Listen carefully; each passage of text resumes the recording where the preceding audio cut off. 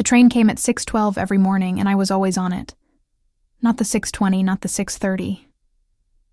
The 6:12 because the 6:12 got me to the Varro Capital building by 7:04, which gave me 23 minutes before the partners arrived, and the floor became a different kind of place entirely. Louder, more pressured. The kind of air that required you to be already positioned and ready, rather than still arranging yourself. I had been a secretary at Varro Capital for 3 years. Senior Administrative Assistant was the title on my badge and my pay stub, but the partners called me secretary, and I had stopped correcting anyone after the first 6 months, because you learn, eventually, which corrections cost more than they return. I was 27. I had a studio apartment in Cranston, 12 minutes from the Providence waterfront on a good day, 18 on a bad one. I had a coffee maker that required coaxing, a landlord who required patience, and a brother who required everything I had left after both. Theo was 19.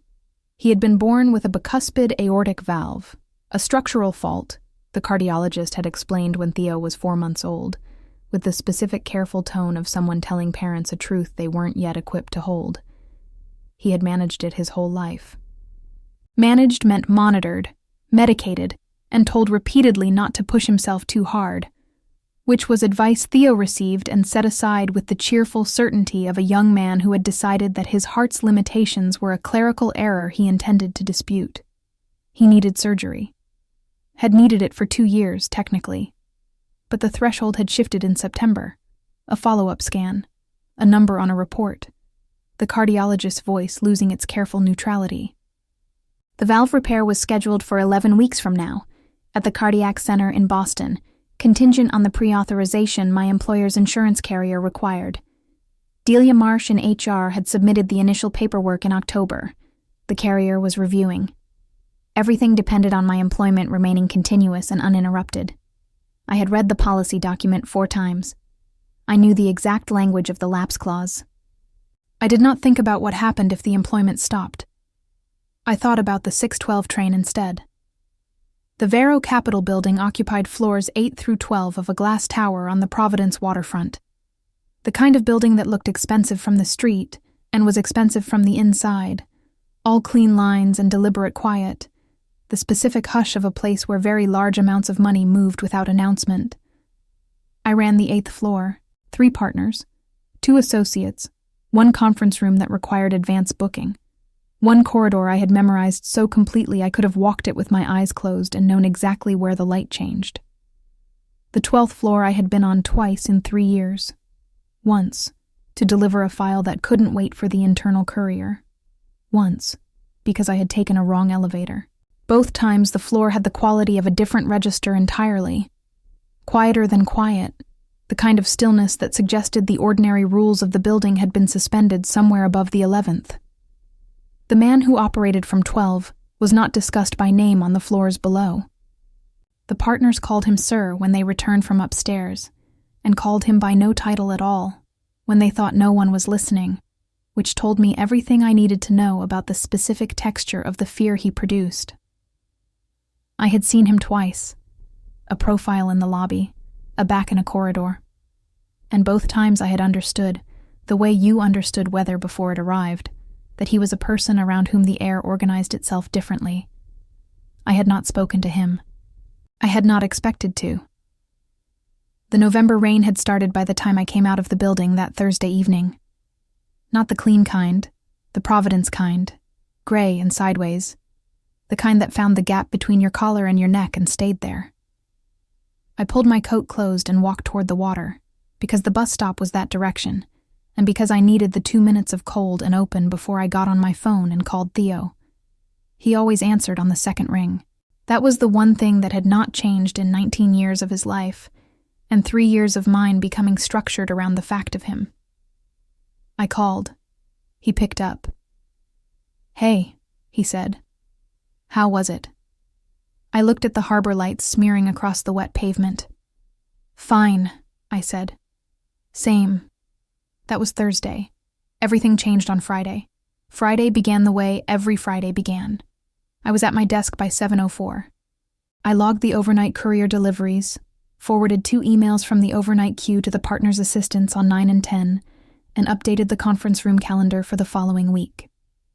By 7:30, I had a coffee I hadn't tasted yet, and a to-do list that had grown 3 items since I'd written it. The 8th floor handled the mid-market portfolio division. Smaller accounts than 12, larger than most people outside the building understood. 3 partners. Devin Rourke, who was methodical and fair, and had twice approved my vacation requests without requiring justification. Sandra Obi, who was precise, demanding, and had once told me I had better instincts than any associate on the floor, which was the closest thing to warmth she offered, and which I had accepted accordingly. And Marcus Hale. Marcus Hale was 51. He had been at Varro Capital for 19 years. His office was the corner one, the one with the harbor view and the glass wall that showed the water on clear days and turned silver gray on days like today. He wore good suits and spoke in the measured cadence of a man accustomed to rooms listening when he talked. He was considered the floor's rainmaker, the partner who brought the accounts that funded everything else. He was also the partner who called me into his office at 4:30 p.m. on a Friday. Camila. Not an intercom request. His voice through the open door, the particular pitch of a man who expected the summons to be enough. Come in and close it. I closed it. The Alderton file, he said. He was at his desk, jacket still on, a document open in front of him. I need the Q3 summary pulled and reformatted before I leave tonight. The client review is Monday morning. The Alderton file was a long-term portfolio account, one of the floor's older relationships, managed primarily by Hale. I handled the administrative record, correspondence, quarterly summaries, filing. The Q3 summary had been prepared by the associate team and uploaded to the shared drive 2 weeks ago. Of course, I said. What format does the client prefer? Single page, net figures only.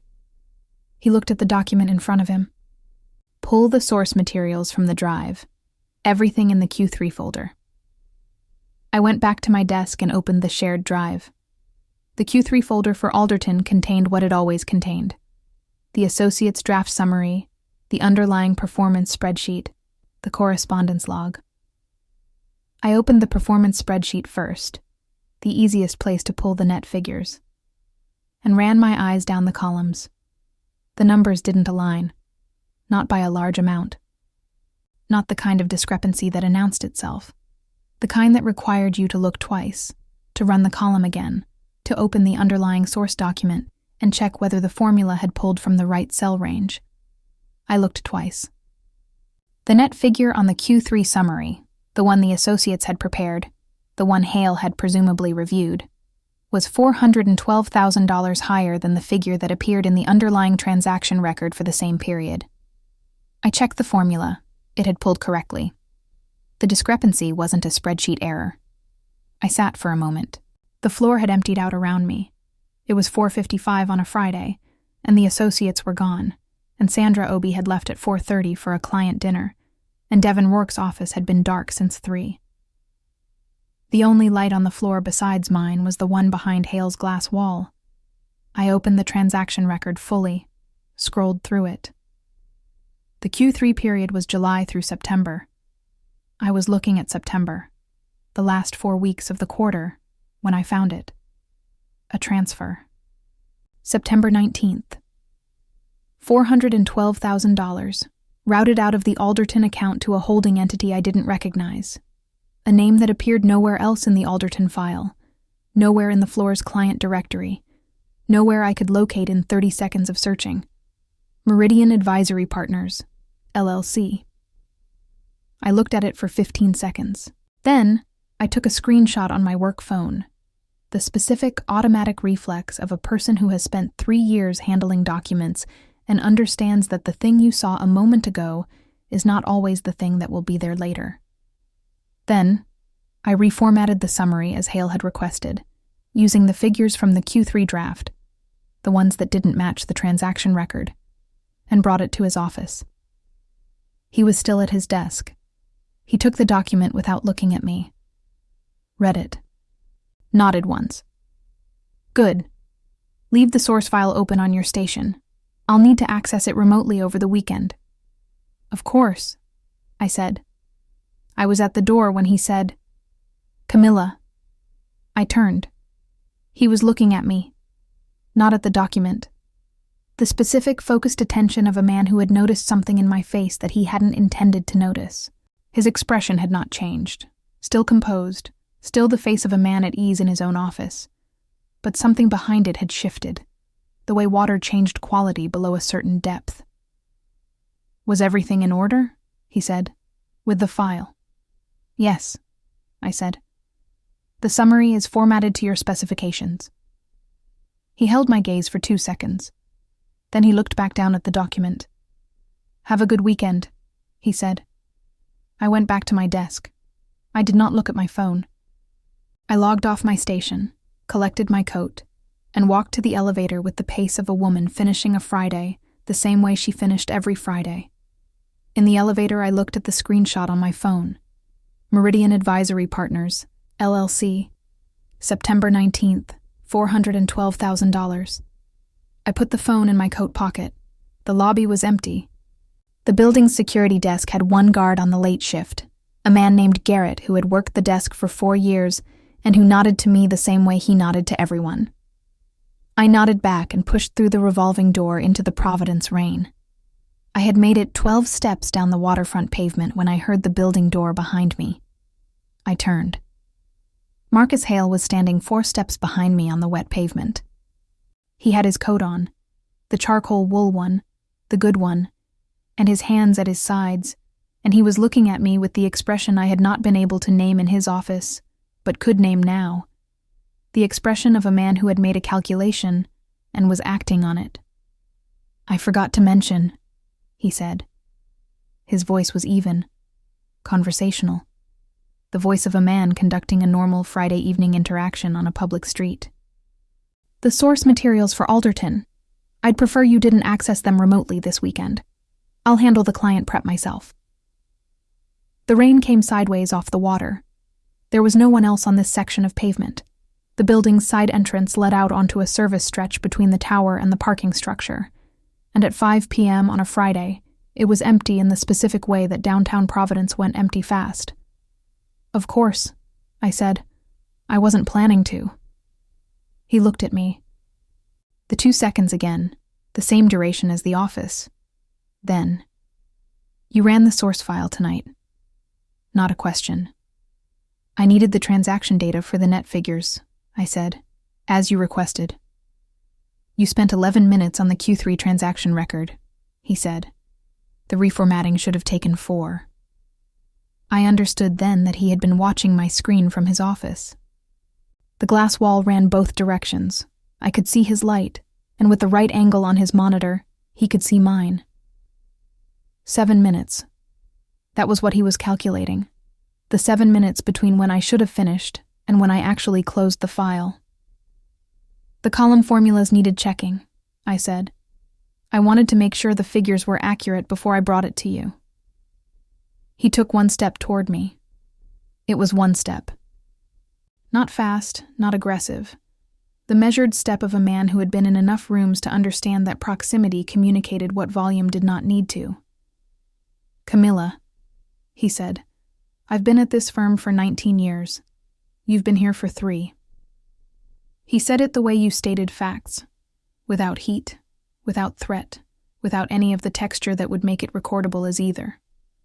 Whatever you think you found in that file, I want you to consider very carefully what it would mean to be wrong. For your position here. For your brother's insurance coverage. He paused. Delia Marsh mentioned the pre-authorization is still under review. The cold off the harbor pressed through my coat. He knew about Theo. I did not know how he knew. HR records were confidential. Delia Marsh was careful. But he knew. And he had said it the way he had said the 19 years. A fact, positioned precisely, doing its work without announcing what it was doing. I understand, I said. I turned to walk. His hand closed around my arm. Above the elbow, the grip of a man who had decided that the conversation was not finished. and that the decision about when it finished was his. He pulled me back, not violently, not with the force that would have left a mark on a pavement where someone might have seen, but with the specific controlled strength of a man demonstrating that the option existed. The air left my lungs in one hard beat. "I'm going to need your work phone," he said, quietly. "The one the firm issued, for a software update over the weekend." My work phone was in my bag. My personal phone, the one with the screenshot, the one with Meridian Advisory Partners, LLC, September 19th, $412,000 captured in a JPEG at 4:58 p.m., was in my coat pocket. I reached into my bag with my free hand, found the work phone, handed it to him. He let go of my arm. "Enjoy your weekend," he said. He went back into the building. I stood on the wet pavement for a moment. The harbor moved in the dark beyond the railing. My arm held the shape of his grip the way cold held the shape of things that had pressed into it. Then I walked to the bus stop. I sat down. I took my personal phone out of my coat pocket and looked at the screenshot. Still there. Meridian Advisory Partners, LLC. The timestamp from my phone's camera, 4:58:34 p.m. The figures clear and complete, pulled directly from the source transaction record, before I had closed the file and before he had watched me close it. The bus came. I got on. I sat in the second-to-last row and looked at the screenshot and thought about what he had said about Theo's insurance pre-authorization in the same sentence as the word wrong. And I thought about the 7 minutes he had been watching, and I thought about the fact that he had taken the work phone and not the personal one, which meant he had not seen me take the photo, which meant the only record of what I had found was currently in my coat pocket and not in his hand. He had moved fast. I had moved faster. I didn't know yet what that meant. I only knew it was true. I got off 2 stops early and walked the rest. Not for the air. The rain had settled into a steady cold pressure that made walking unpleasant in the specific Providence way, the kind of weather that didn't ask your permission.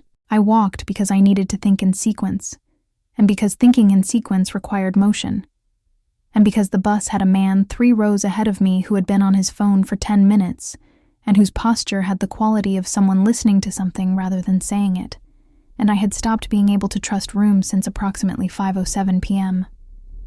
I walked through the wet and thought about what I knew.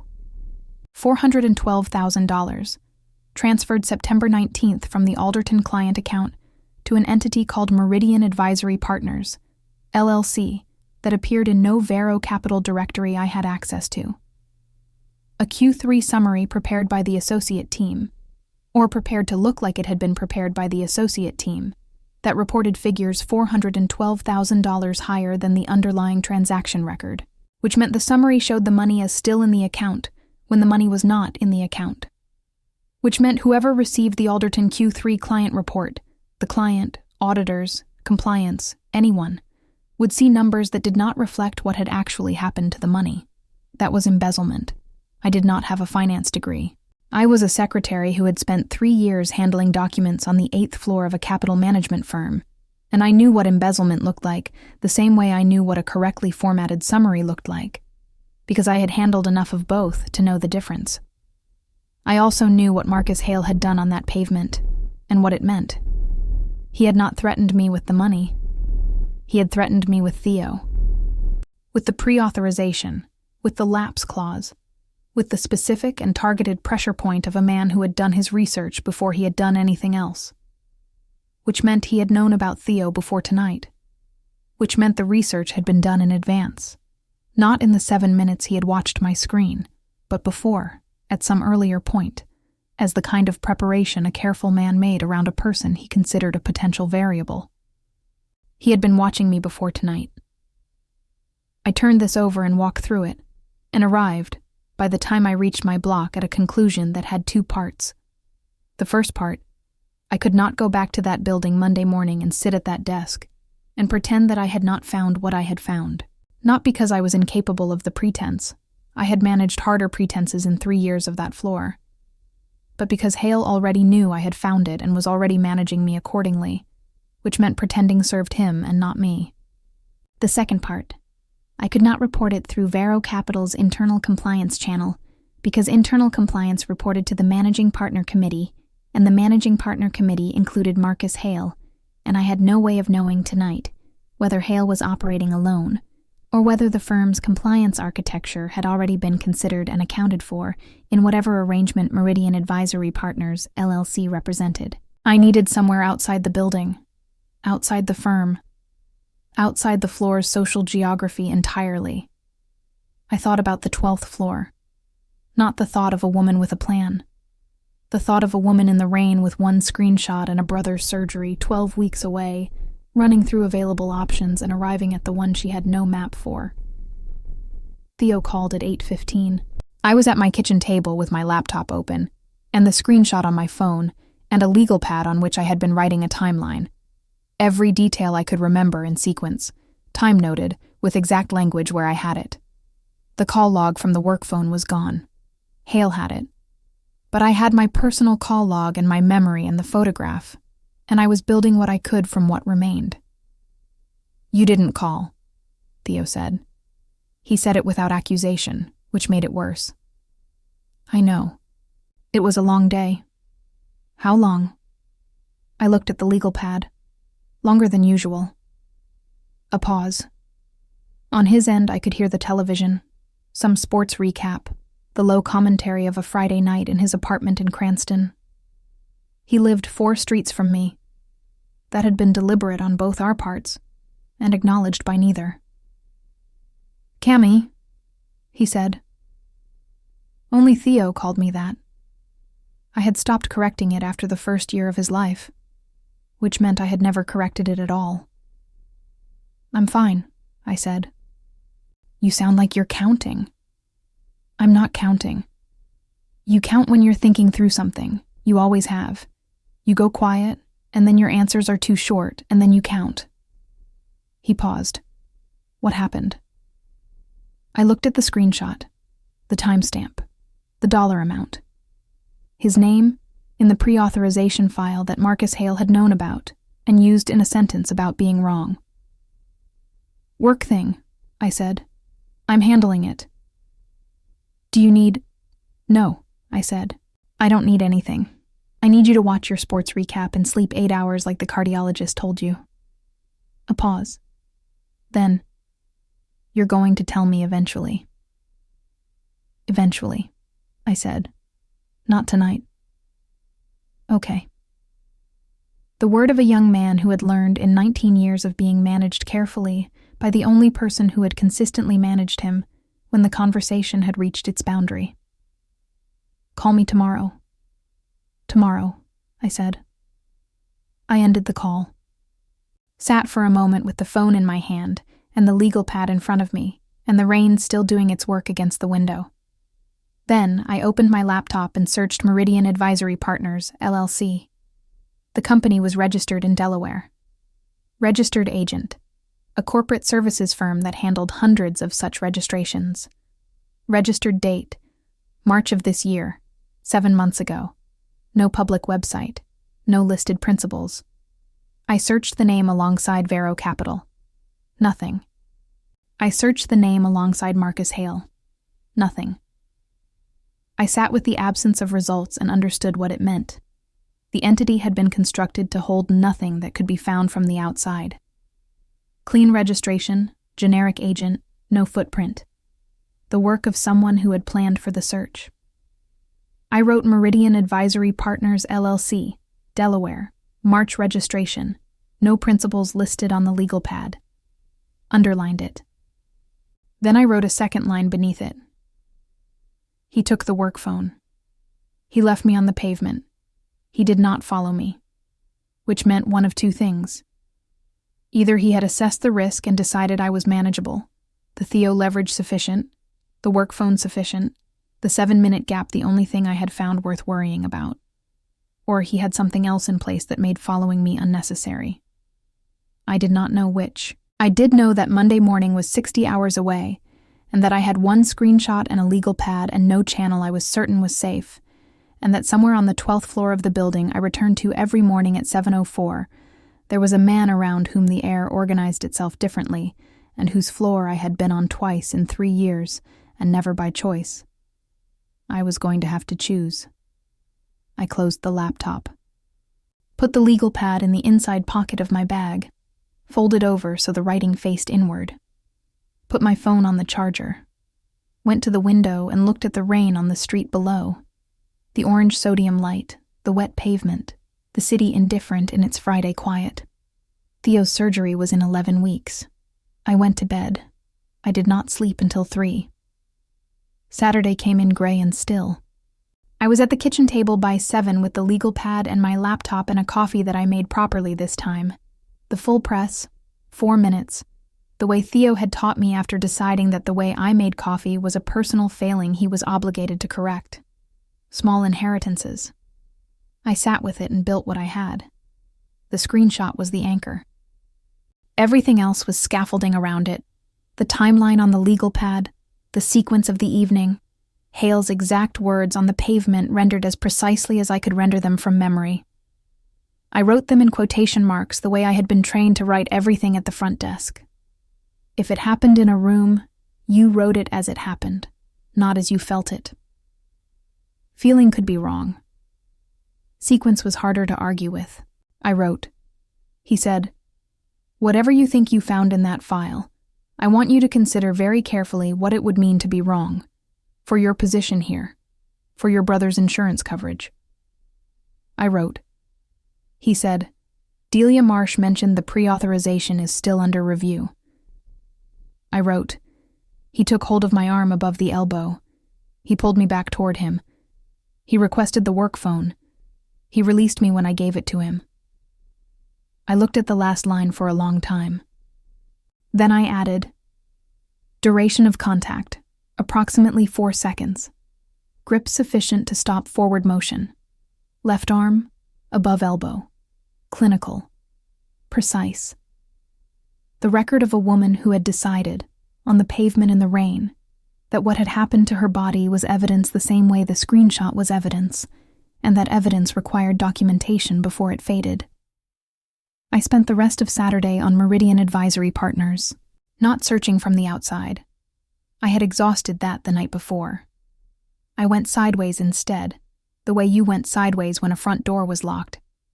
I searched Delaware corporate registrations for the 6-month window around Meridian's March filing date, looking for registration agents, looking for patterns, looking for any other entity filed through the same corporate services firm in proximity to the same date. 3 results. 2 were dormant holding companies with no apparent connection. The third was a company called Toronto Consulting Group, registered February of the same year, same agent, same registered address, a P.O. box in Wilmington. Toronto Consulting Group appeared in one public record, a vendor payment listed in the archived annual disclosure filing of a regional investment advisory board 9 months ago, for services rendered. The amount, $68,000. The advisory board's chairman at the time of that payment was a man named Roland Vick. Roland Vick's LinkedIn profile listed his current position as senior advisor, Varro Capital, floors 9 through 11. I wrote Vic, Jaska, Terreno, Jut, Meridian. Same agent, same structure on the legal pad, and sat back and looked at the ceiling for a moment. Hale was not alone. The structure had been used before. A different entity, a different payment, but the same architecture. Which meant the risk was larger than 1 floor and 1 partner and 1 embezzled account. Which also meant the internal compliance channel was even less safe than I had assessed Friday night, because Roland Vick sat on floors 9 through 11, and compliance reported to the managing partner committee on 11. I had 1 floor left. Sunday I did nothing useful. I tried. I sat at the table and looked at the legal pad and felt the specific paralysis of a person who has done everything they can do from where they are standing and has not yet moved to the next position. I called Theo at noon. I did not tell him anything. I asked him what he was watching, and he told me about a documentary on deep-sea cartography that he had found at 11 p.m. and had watched until 2, which was the kind of thing Theo did with the cheerful irresponsibility of a young man who had decided that his heart's restrictions on exertion did not extend to his viewing habits. "You should sleep more," I said. "You should stress less," he said. "I'm not stressed." "Cammy." "I'm not." A pause. "Is it the work thing?" "It's handled," I said. "Almost. Almost isn't handled." "Almost is close enough for a Sunday," I said. He let it go. He always let it go when I used that voice. The voice that was one register past the one I used for real, which he had learned to read the same way I had learned to read his breathing after stares. We had built a whole language out of what we didn't say directly, because the things we needed to say directly were often too large for the ordinary dimensions of a phone call. After I hung up, I sat for a long time. I thought about the 12th floor, about what I knew of the man who operated from it, about the 2 times I had been in his proximity and understood, both times, that proximity itself communicated something in his case, that you did not stand near him and remain unclear about what he was. I had no meeting, no channel, no name to say to the elevator buttons. What I had was a work ID that accessed floors 8 through 11, a building I arrived at before almost anyone else every morning, and 3 years of understanding how a building ran before it woke up. I thought about that. Then I went to bed, and this time I slept. Monday, 6:12 train. I was on it.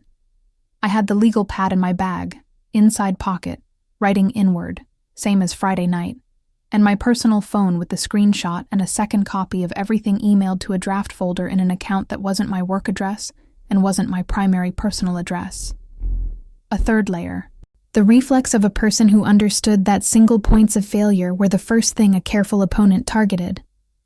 The building at 704 had its usual quality: the lobby guard changing shift, the cleaning crew finishing the overnight pass on 6 and 7, the elevator bank empty except for the associates who kept earlier hours than the partners and moved through the building like people with something to prove. I badged through the turnstile, took the elevator. I did not press 8, I pressed 12. The panel registered my badge. A small red light held for 2 seconds, the access restriction, floor 12, requiring a separate authorization that my credentials did not carry. The elevator did not move. I stood and looked at the panel and thought about this. Then the elevator moved, not because I had done anything. The call had come from above, the same thing I had noticed the 2 previous times. The button already lit, the floor already selected from somewhere that was not where I was standing. The elevator rose past 8, past 9, past 10, and 11, and opened onto the 12th floor. The corridor. The quality of stillness I remembered. Darker than deliberate. The building's hum managed to a different register up here. The air carrying the specific weight of a space where things were decided rather than processed. A woman was standing at the far end of the corridor. She was perhaps 40, precise in the way that suggested precision was a choice she made every morning, rather than a trait she had been born with. Dark suit, a tablet in one hand. She was looking at me with the expression of someone who had expected me, which meant the elevator being sent down had not been a coincidence. "Camila Reyes," she said. Not a question. "Yes," I said. "He's been expecting you since Friday evening," she said. "My name is Adela. I'm his chief of staff." She turned. "Come." I followed her down the corridor and understood, with the specific delayed clarity of a person whose adrenaline was still calibrating, that the man on the 12th floor had known on Friday evening that I was coming. Which meant someone had told him. Which meant someone on the 8th floor, or in the building's administrative record, or somewhere in the architecture between where I stood and where Marcus Hale stood, had been watching too.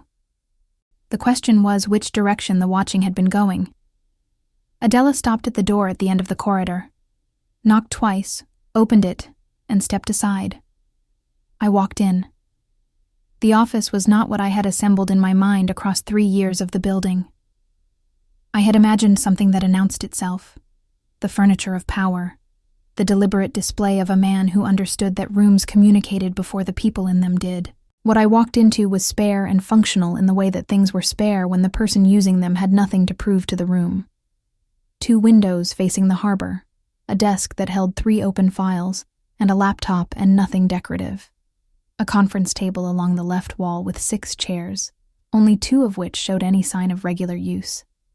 Bookshelves on the right, actual books, red ones, the spines unevenly worn the way spines got when someone moved through them and returned.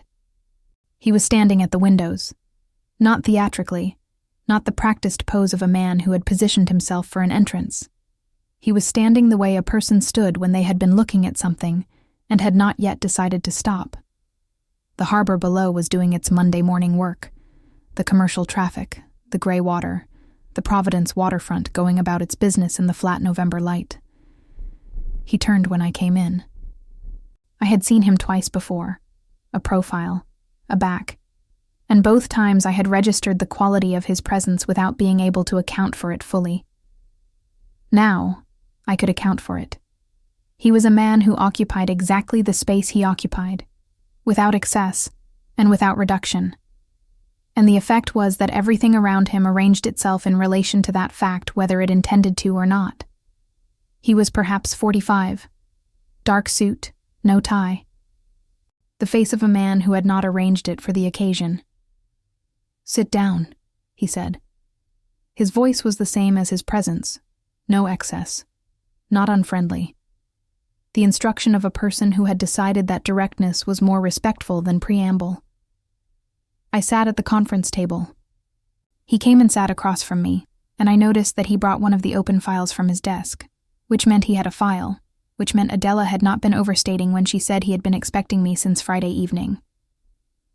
"You found a transfer discrepancy in the Alderton account on Friday," he said. "Q3 period, $412,000. I looked at him. "How do you know that?" "The building's internal document system logs access timestamps," he said. "Who opened what file and when?" Adela monitors anomalies, after-hours access, extended dwell time on source documents, cross-referencing between a formatted summary and its underlying transaction record. He looked at me steadily. "You spent 11 minutes on a file that should have taken 4.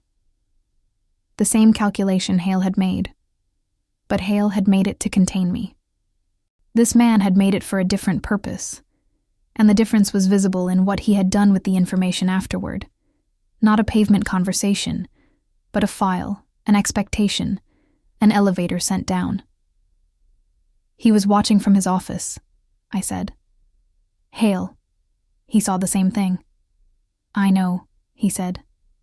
"He took your work phone on the street outside the building at approximately 5:07 p.m. I looked at him. "You have footage." "The building's exterior cameras cover the service entrance and the parking approach." He opened the file in front of him and turned it toward me. A printed still.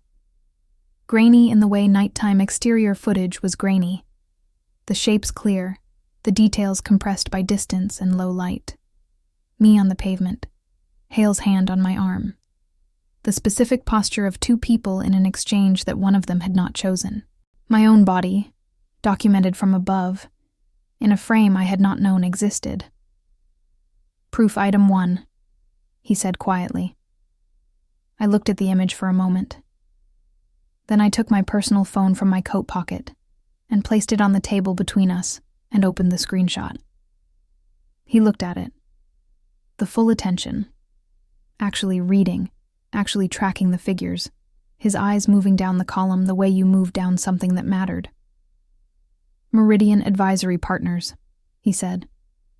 "Delaware registration, March of this year," I said. "Same corporate agent as a company called Toronto Consulting Group, registered February same year. Toronto appears in the archived disclosure filing of a regional advisory board. The board's chairman at the time of the payment was Roland Vick." He looked up from the phone. I said, "Vick is on floors 9 through 11. Something shifted in his expression. Not surprise, not quite. but the specific quality of a man receiving a piece of information that moved something else into place. He looked at the phone for another moment, then at me. "How did you find Toronto?" he said. "I searched Delaware registrations for the 6-month window around Meridian's filing date," I said. "Same agent, same address cluster, overlapping registration period. It was the only structural match." He was quiet for a moment. Outside the harbor did its Monday work.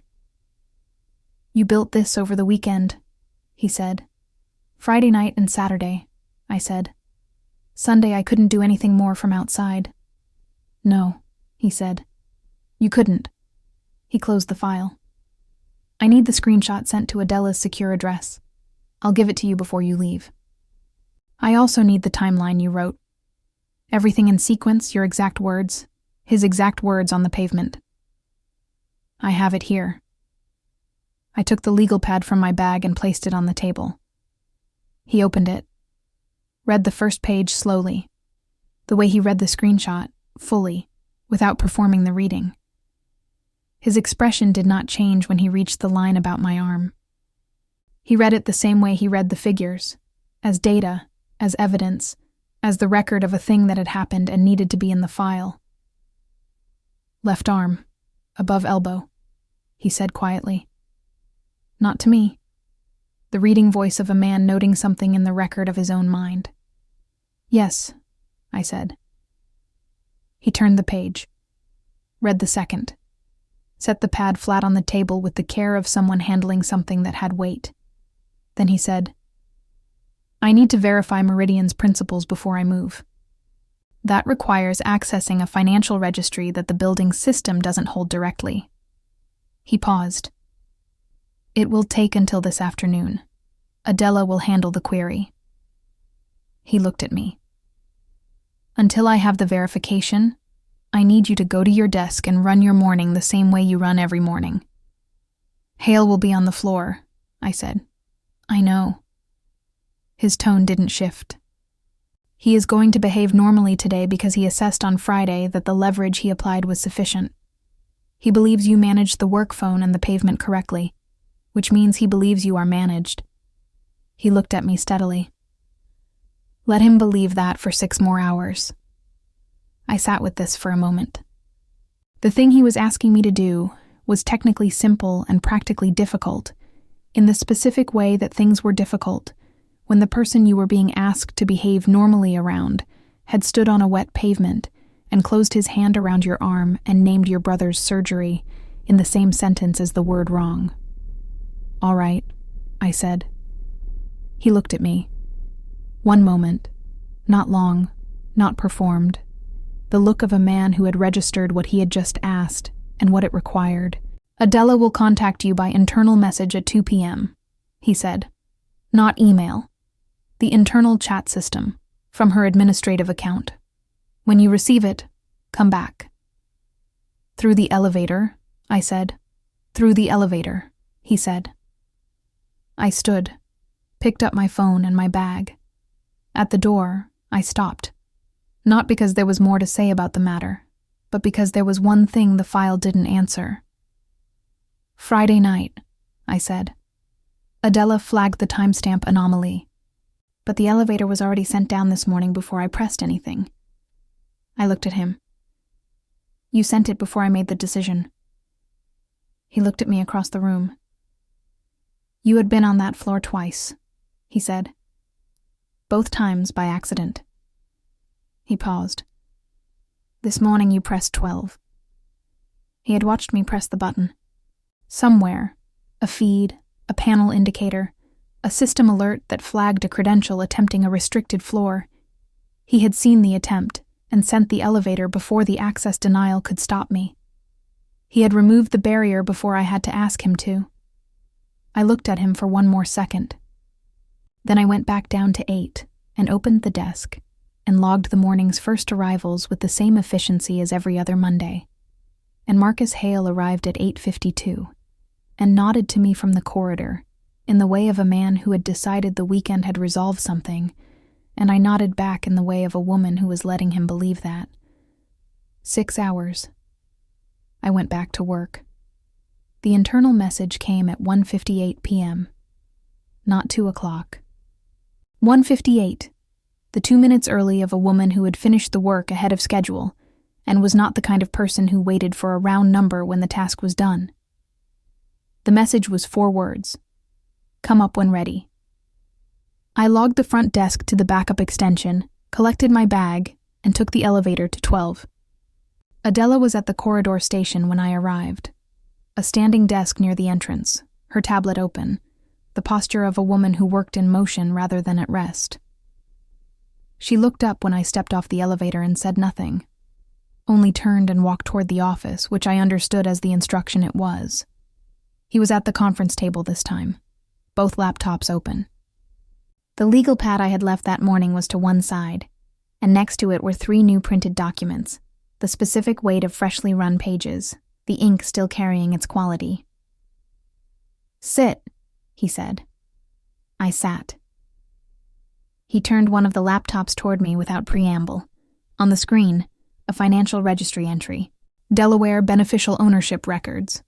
Not the public-facing registration, the actual principal disclosure, the layer beneath the corporate agent's address that required either a court order or the kind of access that didn't advertise itself. The registered beneficial owner of Meridian Advisory Partners, LLC, was listed as a trust. The trust's administrative contact was a law firm in Boston. The law firm's client roster, cross-referenced in a second window, included one Varro Capital entity, a holding structure used for partner compensation distributions. "The trust is Hale's," he said. "The law firm has managed his estate planning for 11 years. The beneficial ownership is obscured by 2 layers, but the administrative contact is the link. The same firm appears in Hale's personal financial disclosure from 4 years ago, which he filed voluntarily when he joined the firm's equity partnership." He looked at me. He used his own estate lawyer to set up the receiving entity. He had been at this long enough to believe the layers were sufficient. "They would have been," I said. "From the outside." "From the outside," he agreed. Proof item 2. He set the second printed document in front of me. It was a transaction summary, not the Alderton Q3 record I had found on Friday, but a broader pull, 3 years of account activity across 4 client portfolios. Alderton was one. 3 others I recognized from the 8th floor's client directory, names I had logged correspondence for, files I had accessed hundreds of times in 3 years of running the desk. Each showed a transfer in the same pattern. A round number withdrawal in the final weeks of a quarter, routed to either Meridian or Toronto depending on the year, the amounts ranging from $200,000 to $412. 11 transfers, 11 quarters. A total that I added in my head before he said it. $3.4 million, he said, over 32 months. I looked at the column, at the dates, at the names of clients who had been sitting with reduced portfolios for nearly 3 years without knowing it, their quarterly summaries showing figures that reflected a reality that had been quietly and systematically altered by a man who had spent 19 years building the trust that made the alteration invisible. "Roland Vick," I said. "Is he in the transaction record?" "Toronto's payments trace to a secondary entity that Adela is still running," he said. "Vick's involvement is probable, but not yet documented to the standard I require." He looked at me directly. "I do not move on probable. I move on verified." "What's the standard?" I said. "A paper trail that holds in a regulatory proceeding," he said. "Not circumstantial connection, direct transfer record, beneficial ownership link, or a communication that establishes knowledge and intent." He paused. "For Hale, we have all 3. For Vick, we have 2. The third is pending." He closed the first laptop and set the third document on the table. I looked at it. It was a memo. Varro Capital letterhead, dated that morning, addressed to the building's External Compliance Council, a firm I recognized from the 8th floor's correspondence archive, the firm that handled SEC reporting and regulatory interface for the building's tenants. The memo was signed at the bottom with a signature I had not seen before, but recognized the quality of, the signature of a man who did not sign things he was uncertain about. External counsel has been notified, he said. The SEC referral will be filed by end of business Wednesday. The documentation package, the screenshot, the transaction summary, the beneficial ownership record, the exterior footage, goes with it. He looked at me. This is no longer an internal matter. It goes to the regulator before Hale has any indication it is coming. I sat with this for a moment. The specific weight of a thing that had been held at the level of a Friday evening pavement and a weekend at a kitchen table becoming something institutional and irrevocable. The moment when a decision stopped being a decision and became a sequence of events with its own momentum. My employment, I said. Untouched, he said. Adela has already flagged your record as protected under the building's whistleblower retention policy. The policy predates tonight's memo. It is already in your file as of this afternoon. He paused. Your brother's pre-authorization. Delia Marsh in HR will receive a priority escalation request from my office before she leaves today. The carrier will be contacted directly. He had moved on both without being asked. I looked at the memo on the table. At the transaction summary. At the exterior, still that had been printed on Saturday and had spent the weekend in a file on the 12th floor of a building I came to every morning at 7:04, documented and held, and waiting for the proof to catch up with the picture. He'll know it was me, I said. Not fear, information. The accurate assessment of a woman who understood that the next stage had consequences she was naming in advance, rather than discovering later. He will, he said. When the SEC contacts Varro Capital's compliance officer, Hale will understand within hours how the referral originated. He will know that the 11-minute window on Friday evening was not recovered by taking your work phone. He held my gaze. He will also know that the referral is already filed, that the documentation is already in a federal record, and that there is no move available to him that changes that fact. He paused. Which is why the referral goes Wednesday and not Thursday. The speed of it, the specific deliberate use of time as a weapon, filing before Hale could recalibrate, before he could move through whatever remained of his network on 9 and 11, before the small window of his believing himself managed could close. Wednesday, I said. Wednesday, he confirmed. Between now and then, you will not be alone in this building. He said it without ceremony, the flat statement of a man who had made a decision about a thing and was communicating it as fact. Adela will coordinate the details. I looked at the harbor through his windows. The afternoon had come in clear. The November light flat and cold over the water, the commercial traffic moving in its ordinary pattern, the city entirely indifferent to what had just been set in motion on the 12th floor above it. Proof item 3 sat in the building's external counsel's inbox. Thank you, I said. He looked at me for a moment, not the calibrating expression, not the one he used when he was still assessing. The one behind it, a face that had stopped managing itself for a fraction of a second, present and direct and aware of exactly what the woman sitting across from him had built from a single screenshot in a kitchen at 11 p.m. on a Friday night. Go back to your desk, he said. Run it the same as always. I picked up my bag. I went back down. Tuesday came in cold and clear, the kind of November morning that arrived without apology. I was on the 6:12 train. Same seat, second car from the front, left side, the window seat that gave me the waterfront approach for the last 4 stops before the Providence station. I had taken this seat for 3 years, and the routine of it was a kind of anchor. The physical consistency of a life that had otherwise been in motion since Friday evening. Adela had sent a message Monday evening, after I left the building. Brief, practical, the communication style of a woman who did not use 2 words where one would serve. Building security has been updated. Your floor access has a shadow protocol effective immediately. You won't see it. It's there. I had not asked what shadow protocol meant. I had decided it meant what it sounded like, that someone, somewhere in the building's system, was tracking the 8th floor in a way that hadn't been tracking it before. And I had gone to bed with that knowledge, and found it sufficient for sleep.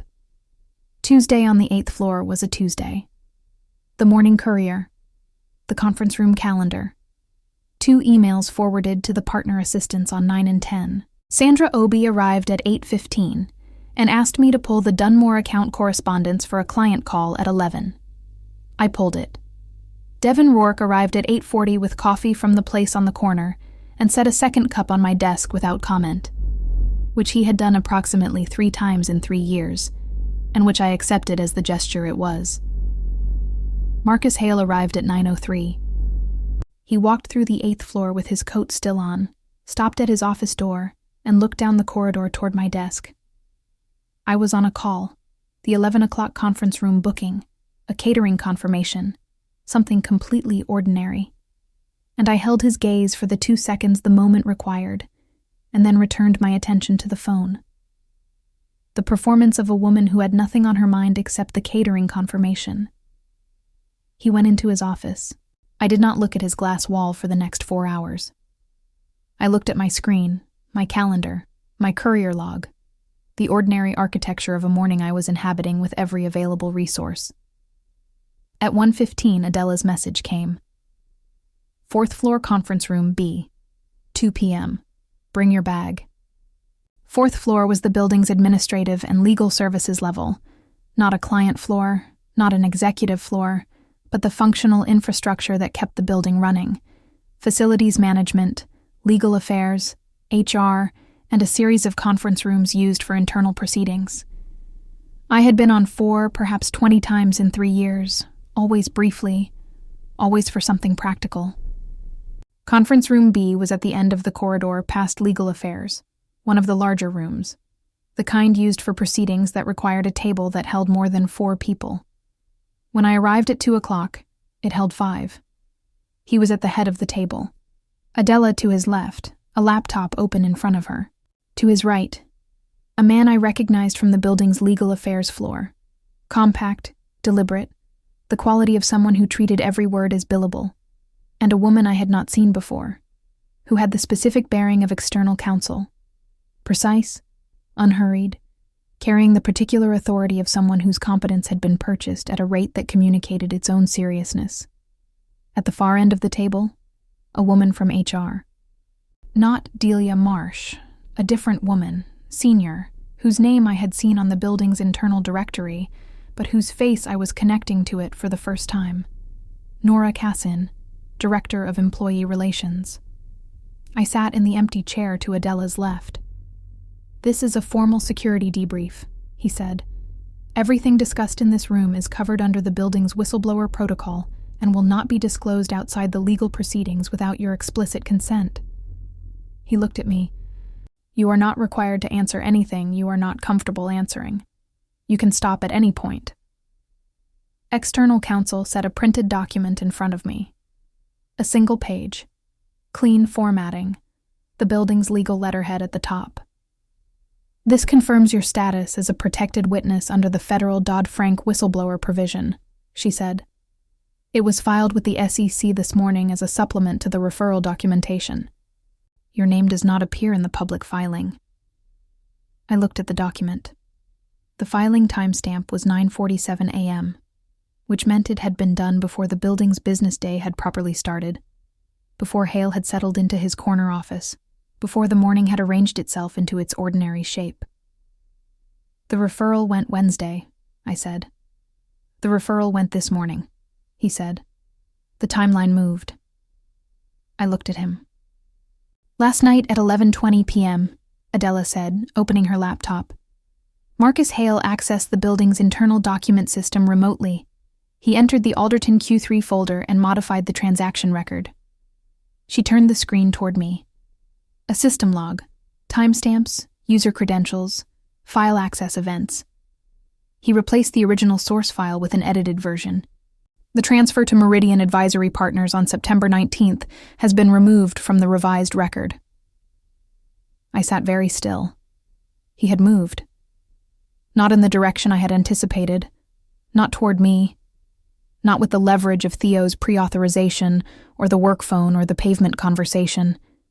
He had moved toward the evidence, He had gone back into the file and removed the transfer. He didn't know about the screenshot, I said. No, he said. He knew you had spent 11 minutes on the file. He did not know you had photographed it. Or that the system logs the original file, I said. Adela's expression shifted, the precise fractional acknowledgement of a woman who had been waiting for someone in the room to arrive at that point. The building's document system keeps a version history, she said. Every edit is logged with a timestamp and the credential that made it. The original file is recoverable. The modification attempt is itself now evidence. She looked at me steadily. His edit created proof item 4. The specific quality of a man who had been careful for 32 months making his first panicked move, in a building whose systems he did not understand well enough, in the dark, against a file that had already been copied and sent to a federal record before he touched it. He had tried to erase the evidence. He had instead documented his own knowledge of it. That's why the timeline moved, I said. When Adela flagged the modification at 11:30 p.m., the referral needed to be in the federal record before the market opened this morning, he said. At that point, any further modification attempts become obstruction rather than evidence tampering. The distinction matters for the severity of the charge. He paused. It also means the SEC has a cleaner case. External counsel nodded once, the nod of a woman who had received the phone call at 11:30 p.m. the night before and had filed a federal document at 7 a.m. without visible irritation, because that was the kind of counsel she was, and the kind of retainer that warranted it. What happens now? I said. The SEC will contact Varro Capital's compliance officer, likely Thursday or Friday, external counsel said. They will request a document hold on all 8th floor accounts and a preservation order on the building's internal system. Hale will be notified of the investigation at that point. She looked at me. Between now and then, his behavior may change. He may attempt to contact you directly, or through social channels, or through the leverage he indicated on Friday. Theo's pre-authorization, I said.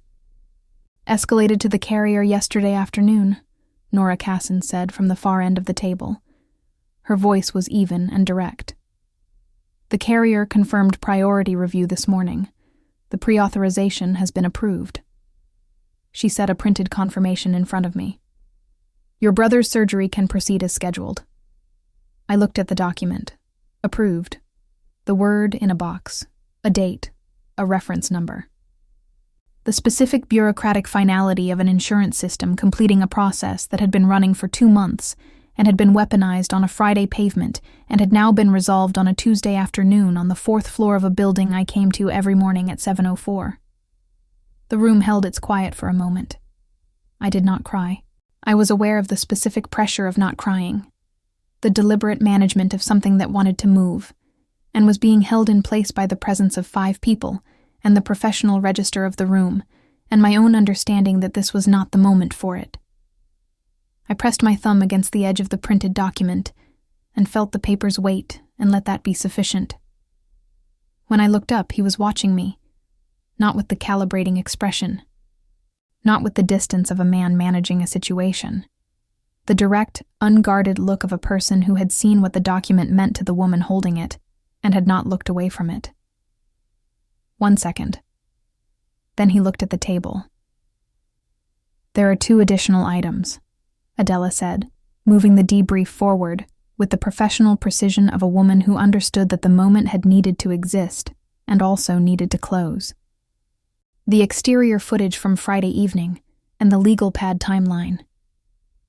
The exterior footage ran 47 seconds.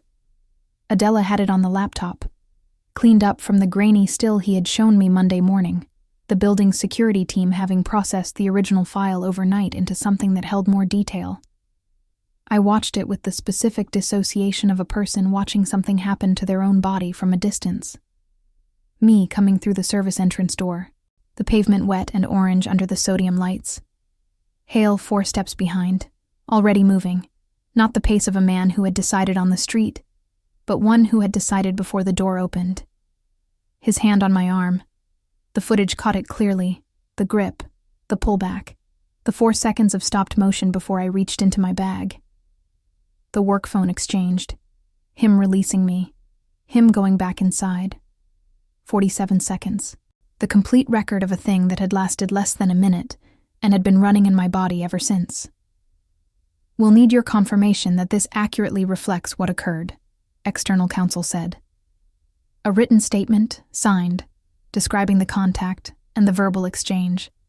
Your language from the legal pad can form the basis. We'll format it for the proceeding. Yes, I said. I can do that today. There's no rush on the statement, Nora Casson said. It doesn't need to be today. I know, I said. I want it in the record before the SEC contacts the building. External counsel wrote something on her pad, the nod of a woman adjusting her timeline upward. Adela closed the footage. The legal pad. She set it on the table. My legal pad. The one I had brought Monday morning. The pages I had written at the kitchen table between 11 p.m. and 2 a.m. on a Friday night. We've made copies. The original will be preserved in the evidence file. She looked at me. Is there anything in it you want to clarify or amend before it enters the record?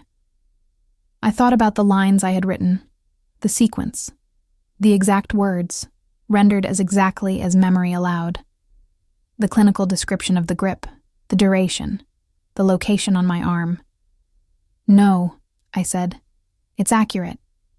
He was looking at the legal pad, not reading it. He had read it Monday morning. The look of a man considering its weight as an object rather than a document. The handwriting of a woman alone at a kitchen table at midnight, building the only thing she had available to build. The debrief is complete, he said. He looked around the table. External counsel and Nora will coordinate the statement formatting. Adela has the document preservation order ready for the building's system. He looked at the legal affairs representative. The building will comply fully with the SEC's document hold request. No advance notice to any 8th floor partner or associate. The legal affairs representative nodded.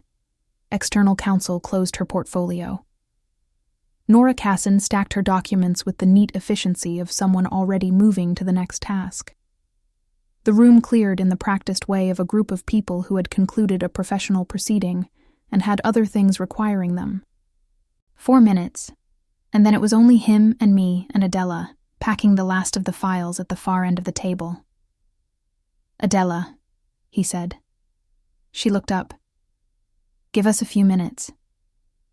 She collected the remaining files without expression and left, pulling the door closed behind her with the quiet precision of a woman who managed every room she moved through. The conference room held its silence. I looked at the pre-authorization confirmation still in my hand. The approved box. The reference number. I had been looking at it in pieces since Nora Cassin had set it in front of me, taking it in a section at a time, the way you did with things that were too large to hold all at once.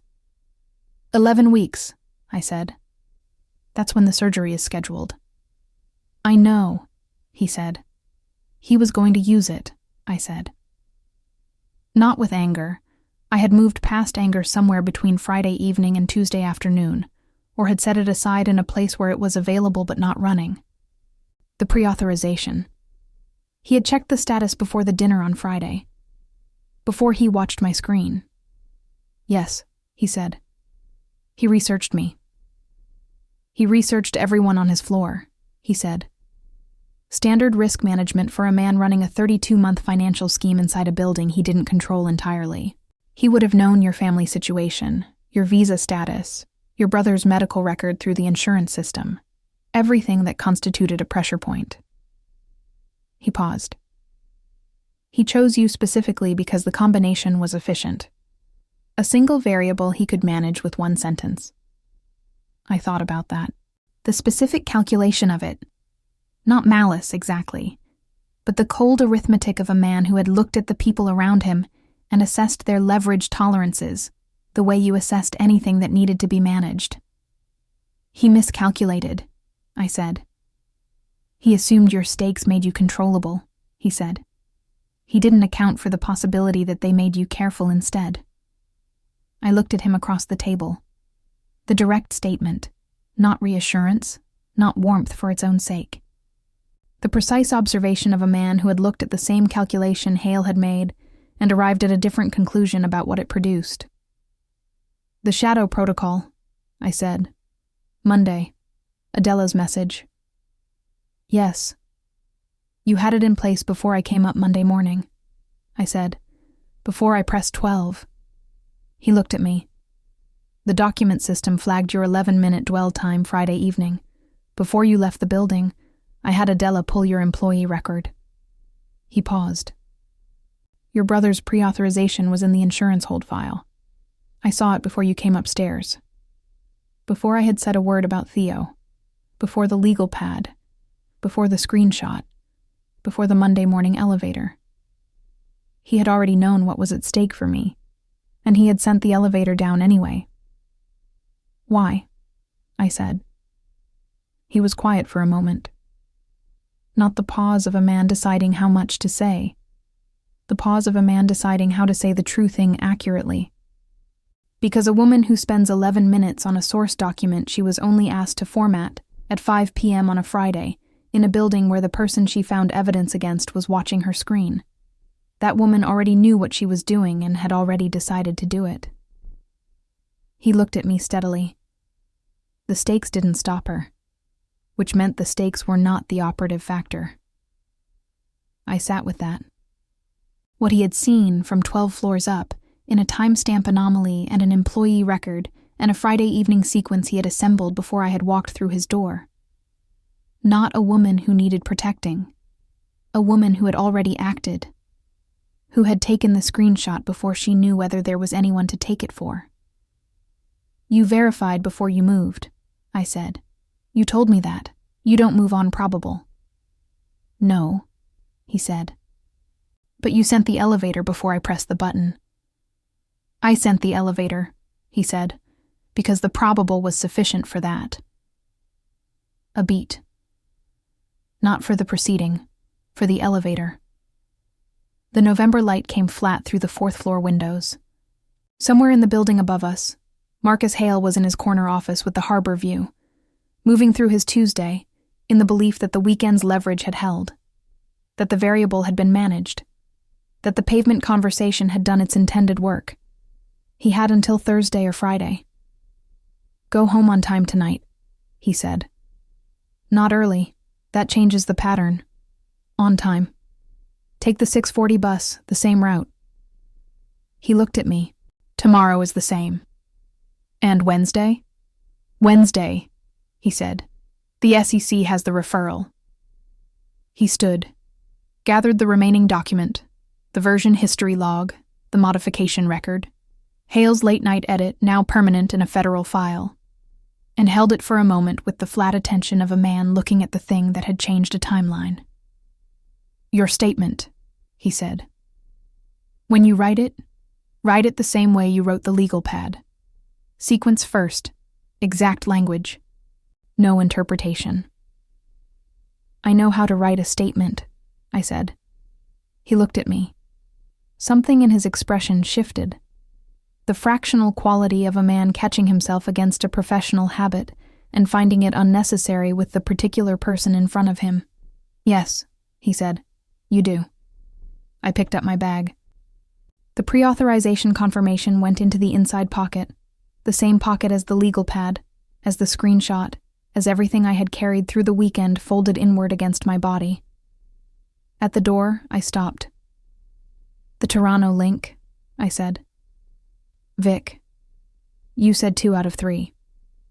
Adela is running the 3rd, he said. "What is it?" "A communication," he said, establishing that Vic knew about the transfer structure and received benefit from it. He paused.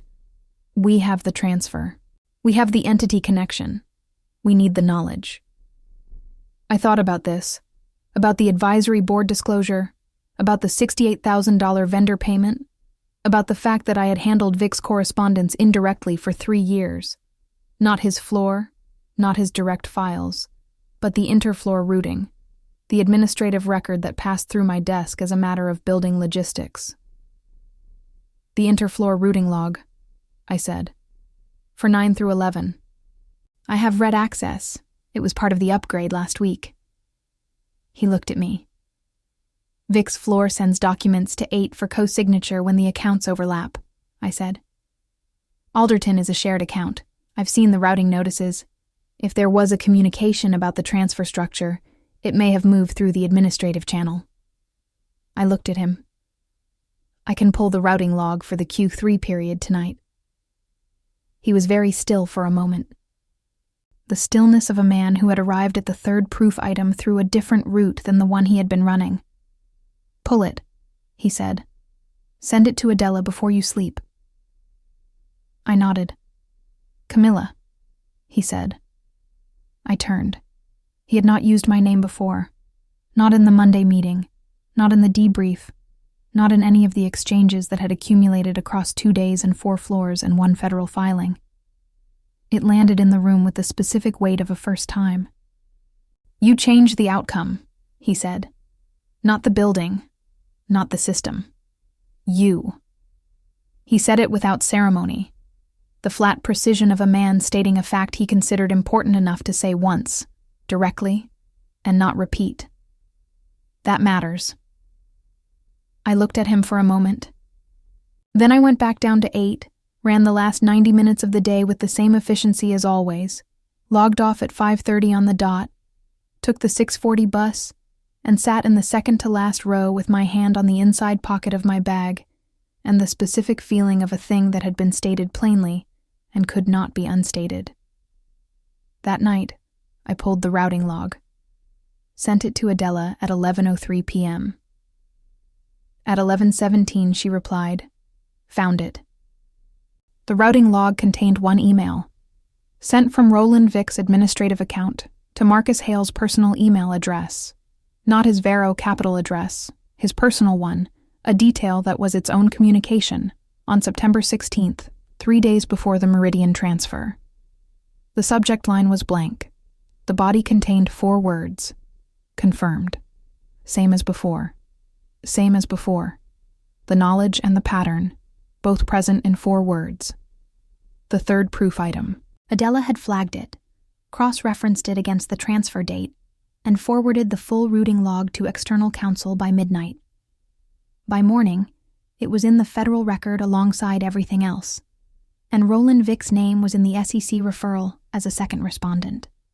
He sent me 1 line through the internal system at 7:02 a.m. Wednesday. Vic is in the file. I read it at my desk before the partners arrived, and felt the specific satisfaction of a thing completed. Not the ending, which hadn't come yet, but the completion of a structure, the last load-bearing piece placed, the whole thing now standing on its own without requiring anything further from me to hold it up. I went back to work. Wednesday passed without visible incident on the 8th floor. Hale was in his office by 9, on calls through the afternoon. The ordinary architecture of a man running a Tuesday, in the belief that his Tuesday was ordinary. Sandra Obi had a client lunch that ran late. Devin Rourke signed 3 documents I put in front of him without looking up from his screen. The building ran its rhythm, and I ran mine inside it, and by 5:30 I had logged off and was on the 6:40 bus, and the day was finished. Thursday morning, Adela sent a calendar invitation for 10 a.m. Conference room B again. No subject line, no additional detail. The communication style of a woman who had decided that the people receiving her invitations were capable of showing up without explanation. I showed up. The room held fewer people than Tuesday. Him, Adela, external counsel, her portfolio already open, and a man I had not seen before, mid-50s, the bearing of someone who had spent a career in institutional environments without being softened by them. He introduced himself without a firm name, Federal Liaison, SEC Enforcement Division. The quality of a man who was present because a referral had crossed a threshold. The investigation is open, external counsel said. As of 8 a.m. this morning, Varro Capital has received the document hold notification. Compliance has been directed to preserve all 8th floor records and restrict modification access to the internal system. Hale knows, I said. He will by noon, she said. The compliance officer is required to notify partners under investigation as of the moment the hold is placed. That notification goes out within the next 2 hours. The federal liaison set a document on the table. Your protected witness status has been confirmed by the division. You will not be named in any public filing at any stage of the proceeding. He looked at me. If you are contacted by anyone connected to the investigation, Hale, Vic, their counsel, any third party, you report it to external counsel immediately. You do not respond directly. Understood, I said. He looked at me for a moment, with the specific attention of a man who interviewed witnesses regularly and was calibrating what he was looking at. The screenshot you took on Friday evening, he said. The timestamp is 4:58 p.m. The document hold notification went to compliance at 8 a.m. today. You took that photograph 7 days before any official process was in motion. He paused. That photograph is the anchor of this case. I said nothing. He nodded once, the nod of a man filing a thing he considered worth noting, and looked back at his documents. Proof item 5, the federal case, open, anchored to a photograph taken on a Friday evening by a woman alone at a desk while the floor emptied around her. The concrete gain came Friday. Adela met me at the elevator on 8 at 8:50 a.m. Not 12, not 4, but my own floor, which told me the meeting was designed to be visible rather than private. She had a single envelope. Effective immediately, she said. Administrative Director, Building Operations. Floors 8 through 12. She held the envelope out. Your credentials have already been updated. Full access, all floors, no shadow protocol required. I took the envelope. It had the Varro Capital letterhead and a start date of today, and a salary figure that was 60% above my current rate, and a title that reflected the work I had been doing for 3 years, without the designation to match it. This isn't a transaction, I said. Not an accusation, a clarification. The distinction mattered to me, and I wanted it in the open. No, Adela said. It's a correction. She said it the way she said everything, without softening it, which meant it was true. You built the administrative log system on this floor when you started. You run the building's document routing, the access calendar, the security coordination. You have been doing the work of this title for 14 months. She looked at me. He should have given it to you then. He's giving it to you now. I stood in the 8th floor corridor with the envelope in my hand and looked at the title on the page. Administrative Director, Building Operations. Floors 8 through 12, Floor 12. I put the envelope in my bag and went to my desk and started the morning, and the building ran its rhythm around me, and at 9:15 Marcus Hale arrived on the 8th floor for the last time. He did not look at me when he came in. That was new. For 3 years, 4, if you counted the months before the Friday, Marcus Hale had looked at me when he walked past my desk. Not with warmth, not with particular regard, but with the habitual acknowledgement of a man in a room noting the people in it. That morning he walked from the elevator to his office with his eyes on the middle distance, his pace carrying the quality of a man navigating a space that had become hostile and was declining to show that he knew it. He was in his office for 40 minutes. Then he came back out with his coat and a leather portfolio, and walked to the elevator without speaking to anyone on the floor. I logged his departure in the access record at 9:57 a.m. The timestamp entered the building system with the same automated precision as every other departure I had logged in 3 years. It was the last time his credentials registered on the 8th floor. He was gone by 10. That afternoon the building moved. Not visibly, not with announcement or disruption, not in any way that the other floors would have noticed, or the clients in the lobby would have registered. But in the administrative layer, the document layer, the access and record layer that I now understood with the full clarity of a woman who ran it. The 8th floor's client accounts were placed under custodial review. The associate team was notified of new signing authority requirements, and the Alderton account received a priority audit flag that would surface the Q3 discrepancy officially, through channels, in the way that things needed to surface officially to become real in the world's record, rather than just in mine. Roland Vick's credentials were suspended by close of business. I logged that too. The villain's small win arrived at 6:14 p.m., 44 minutes after I left the building. A message, not through any channel connected to Varro Capital or the building or anything I had known Hale to use. A personal number I didn't recognize. The text 6 words. Your brother knows what you did. I stood on the bus and looked at it. Theo had called twice in the past hour. I had missed both. The bus, the noise, the phone in my bag. I called him back immediately. He answered on the first ring. Cammy. His voice had a quality I had not heard in it before. Not fear, not anger, but the specific tightness of someone who had been told something and was still processing what to do with it. What did he say? I said. A man called me, he said.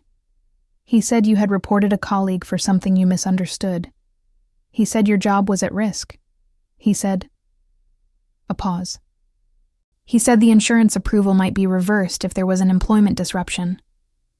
I sat down in the second-to-last row. Hale had not gone to the SEC. He had not gone to compliance.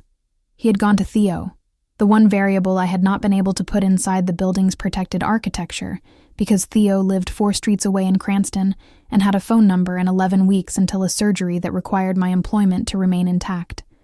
The same move as the pavement. The same pressure point. The one thing that didn't change. Theo, I said, listen to me carefully. The pre-authorization has been approved. It is in writing. It is in a federal record. No employment disruption that happens to me can reverse an approved authorization. That's not how the insurance code works. I kept my voice at its working register. The man who called you is being investigated by the SEC. What he told you is not accurate. He told you because he has no other move left. A silence. Are you sure? Theo said. I'm sure, I said. I have the approval confirmation. I have the reference number. Nora Casson in HR can verify it by phone tomorrow morning if you need to hear it from someone else. Another silence. Longer. I don't need someone else, he said, quietly. The voice of a young man who had 19 years of experience with his sister's working register and knew the difference between the version she used for real and the version she used to manage him. Good, I said. Cammy. I know, I said. I'll explain everything. Not tonight. Tomorrow, he said. Tomorrow, I confirmed. I ended the call. Forwarded the unknown number and the message text to Adela and external counsel in the same minute. The documentation reflex. The thing that had started on a Friday evening at a desk and had not stopped since. External counsel replied in 11 minutes. Logged. Do not respond. This goes to the division Monday. I looked out the bus window at the Providence streets moving past in the Friday dark, the orange lights, the wet pavement, the city going about its evening. He had used Theo again. He had nothing else. The meeting was called for Monday morning. Not by him. Not by external counsel or the SEC's federal liaison. By Varro Capital's own compliance officer, a man named Stuart Pruitt, who occupied a corner office on 11 and who had received the SEC document hold notification Thursday morning and had spent the weekend constructing a response to it in the form of a mandatory all-partners compliance briefing. 9 a.m. Monday, the building's main conference room on 11. I received the calendar invitation Friday evening, 20 minutes after I had forwarded Hale's message about Theo to external counsel. My name was on the attendee list alongside every partner and senior associate on floors 8 through 11, the building's legal affairs representative, Nora Casson from HR, and Stuart Pruitt himself. The subject line read, Regulatory Matter, Mandatory Attendance. I forwarded it to Adela at 6:57 p.m. Her reply came in 4 minutes. He'll be there. So will I. Bring everything. Monday morning I was on the 6:12 train. The same seat. The same waterfront approach for the last 4 stops. The city doing its November business under a sky that had committed to winter. Flat gray, the kind of light that made everything look like a document. I had the legal pad in my bag. The screenshot on my phone, back to the draft folder, backed again to an external account I had created Sunday afternoon on a library computer 2 streets from my apartment. A third layer behind the second layer. The reflex that had started Friday evening and had not yet found a reason to stop. I had the pre-authorization confirmation in the inside pocket. I had the routing log export, printed Saturday morning at the library, folded twice. Everything I had built since Friday evening, carried in the inside pocket of a coat on a 6:12 train, the same as it had always been. Theo had called Sunday afternoon. I had told him everything: the transfer, Meridian, the pavement, the federal referral, the pre-authorization.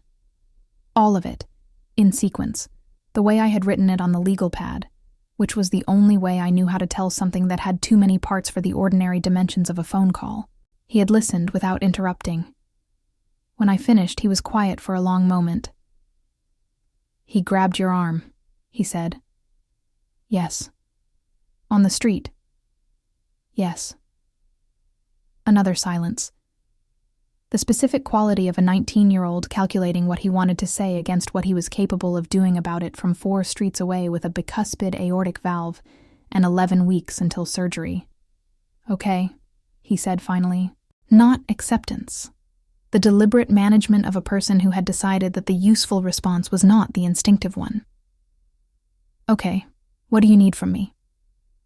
"Nothing," I said. "I need you to let me handle it." "You're already handling it," he said. "I know." A pause. "Cammy, the man called me to scare you through me." He said it without drama. The flat assessment of a young man who had understood exactly what had happened and wanted to be sure I knew he had understood it. "That's a specific kind of thing to do." "Yes," I said. "It is." "He's going to find out it didn't work." "He already is," I said. The 11th floor conference room held 22 people. I had never been in it before, the building's largest internal meeting space. The kind of room used for proceedings that needed to seat a firm's entire senior structure.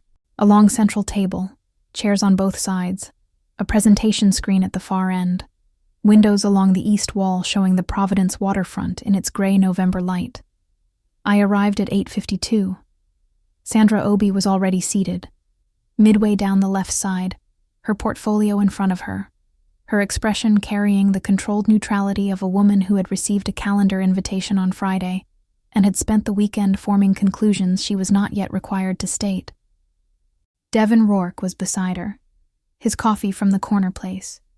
The same coffee he had set on my desk 2 weeks ago in what felt now like a different version of a building I had been running in the same way for 3 years, without full knowledge of what the building was running. Stuart Pruitt was at the head of the table, a compact man with the specific bearing of a compliance officer. Precise, risk-aware. The quality of someone whose professional function was to stand at the intersection of what the firm wanted to do and what the firm was permitted to do.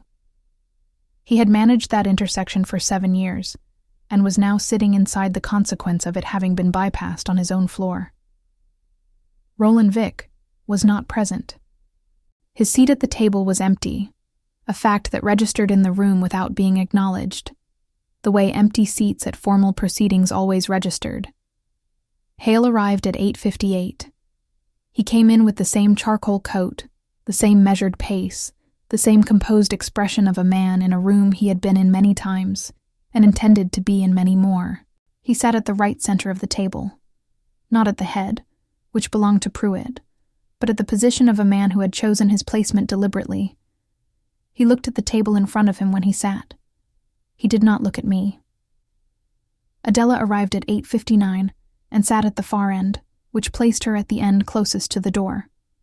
The position, I understood, of a woman whose function in this room was not participation, but record. He was not in the room.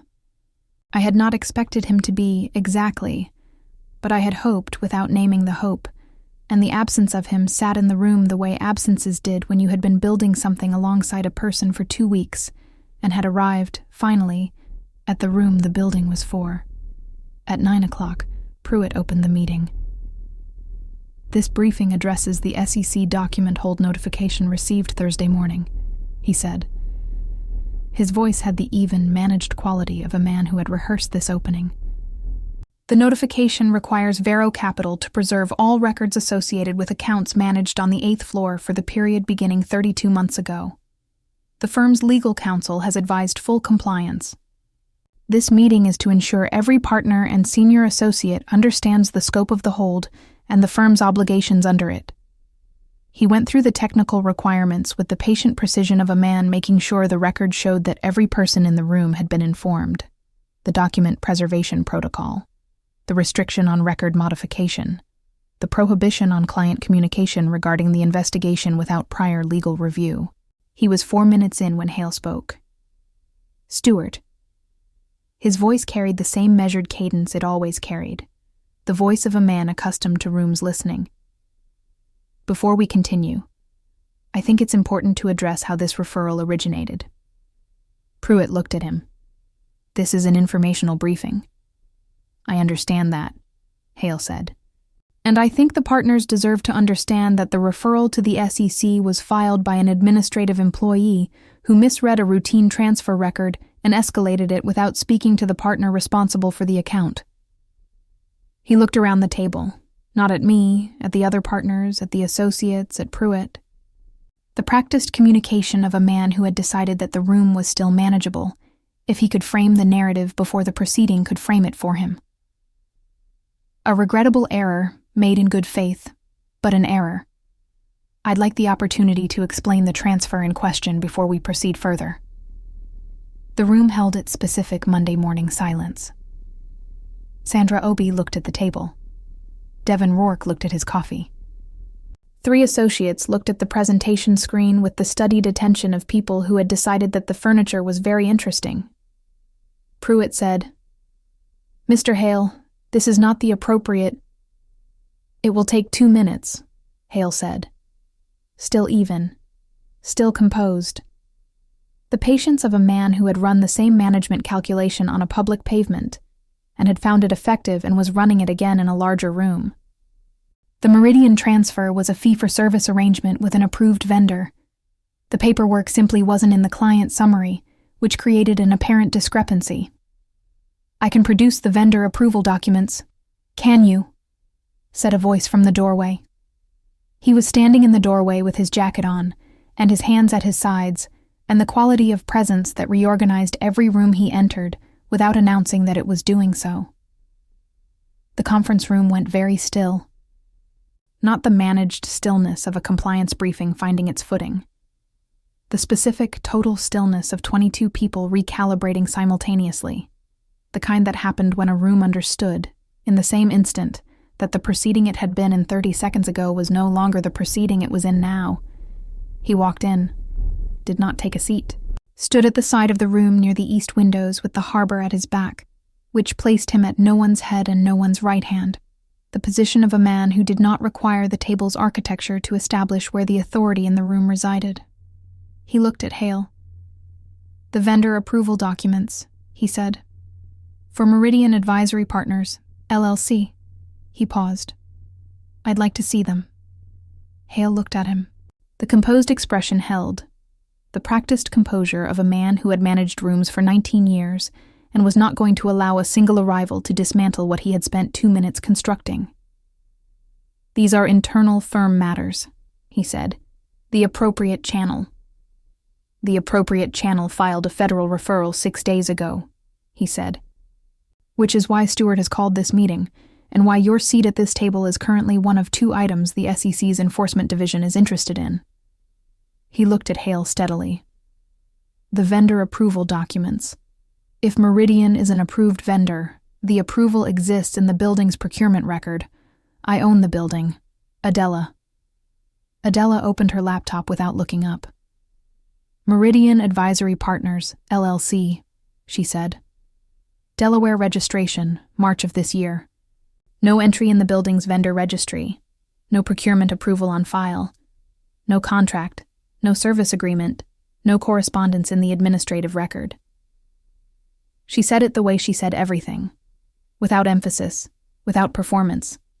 The reading of a fact from a record, delivered into a room that was now very quiet.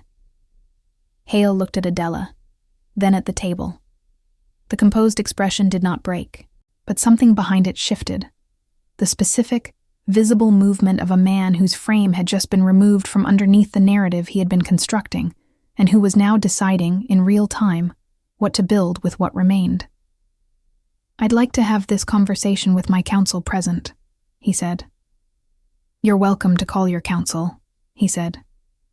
"The meeting will continue."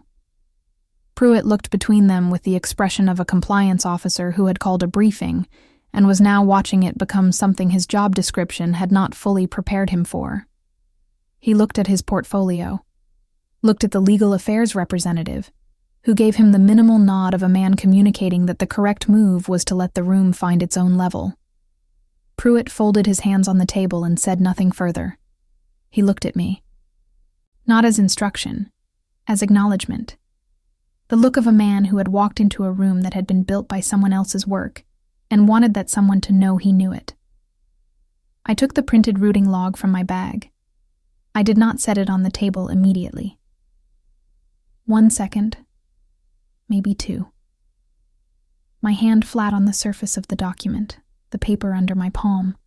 The room's attention already shifted toward me without my having said a word yet. I was aware of the specific weight of 22 people waiting, of Hale's eyes moving to my hands, of the thing that was about to leave the inside pocket of my bag and enter the permanent record of this room. I had written it at a kitchen table at midnight. I had carried it through a week of this building, and now it was going to be said out loud, in a room with a record, and after that, it could not be unsaid. I set the routing log on the table. September 16th, I said. 3 days before the Meridian transfer. An email from Roland Vick's administrative account to Marcus Hale's personal email address. Subject line blank. Body. Confirmed. Same as before. I looked at the table. The routing log shows this communication passed through the 8th floor's administrative channel during an interfloor document transfer. The log is time-stamped and system verified. One of the associates, a man from the 9th floor whose name I knew from the interfloor routing calendar, shifted in his chair. Not visibly, not with drama. The small, involuntary repositioning of a person who has heard something that changes the dimensions of the room they are sitting in and whose body has registered it before their face has. He looked at his portfolio. Down and away. I set the screenshot beside the routing log. September 19th, 4:58 p.m. The source transaction record for the Alderton Q3 account, showing a $412,000 transfer to Meridian Advisory Partners, LLC. Excuse me. The voice came from the right side of the table. One of the senior associates from 10, a woman named Greer, who had the precise, skeptical bearing of someone whose professional function was to find the procedural gap before it found her. The screenshot. What was the chain of custody? If this was taken from a firm device, the admissibility. It was taken on a personal device, Adela said, without looking up from her laptop. At 4:58 p.m. on Friday before the document was modified. The personal device timestamp predates the modification by approximately 90 hours. The original file is recoverable from the building's version history and has already been submitted to the SEC. She looked at Greer. The chain of custody is the federal record. Greer looked at her portfolio, but she did not stop. The routing log, she said, measured, procedural, the voice of a woman who had found a second gap and was going to name it regardless of the room's temperature. Interfloor routing logs are administrative records. They aren't typically treated as evidentiary documents under the firm's own compliance protocols. There's a question of whether this constitutes a valid basis for... The SEC has already accepted it, Adela said. It entered the federal record Thursday morning as a supporting exhibit to the referral. The question of evidentiary validity under the firm's internal compliance protocols is superseded by the federal proceeding. She closed the laptop. The firm's protocols do not govern a federal investigation. The investigation governs the firm. The room absorbed this. Not instantly. There was a beat, 4 seconds, perhaps 5, where the logic sat in the air without being accepted. Greer looked at the routing log, then at Adela, then at her portfolio, where she did not find the next procedural question, because there was not one. I looked up. This is the record that was in the Alderton Q3 folder on Friday evening before Marcus Hale accessed the building's document system at 11:20 p.m. the following Monday and removed it. Stuart Pruitt set his pen down. I want to be clear about something. His voice was measured, the voice of a compliance officer performing his function, not defending a colleague. The modification attempt, is that independently verified, or are we relying on a single system log that could itself be contested? The room shifted, not toward Hale, toward the question. The specific institutional quality of a room that had found a procedural foothold and was deciding whether to stand on it. Adela opened the second document in her file without being asked, set it on the table. The version history log is generated automatically by the building's document management system. It cannot be manually edited. Modifications to the log itself would require administrator-level access and would generate a second log entry. There is no second entry.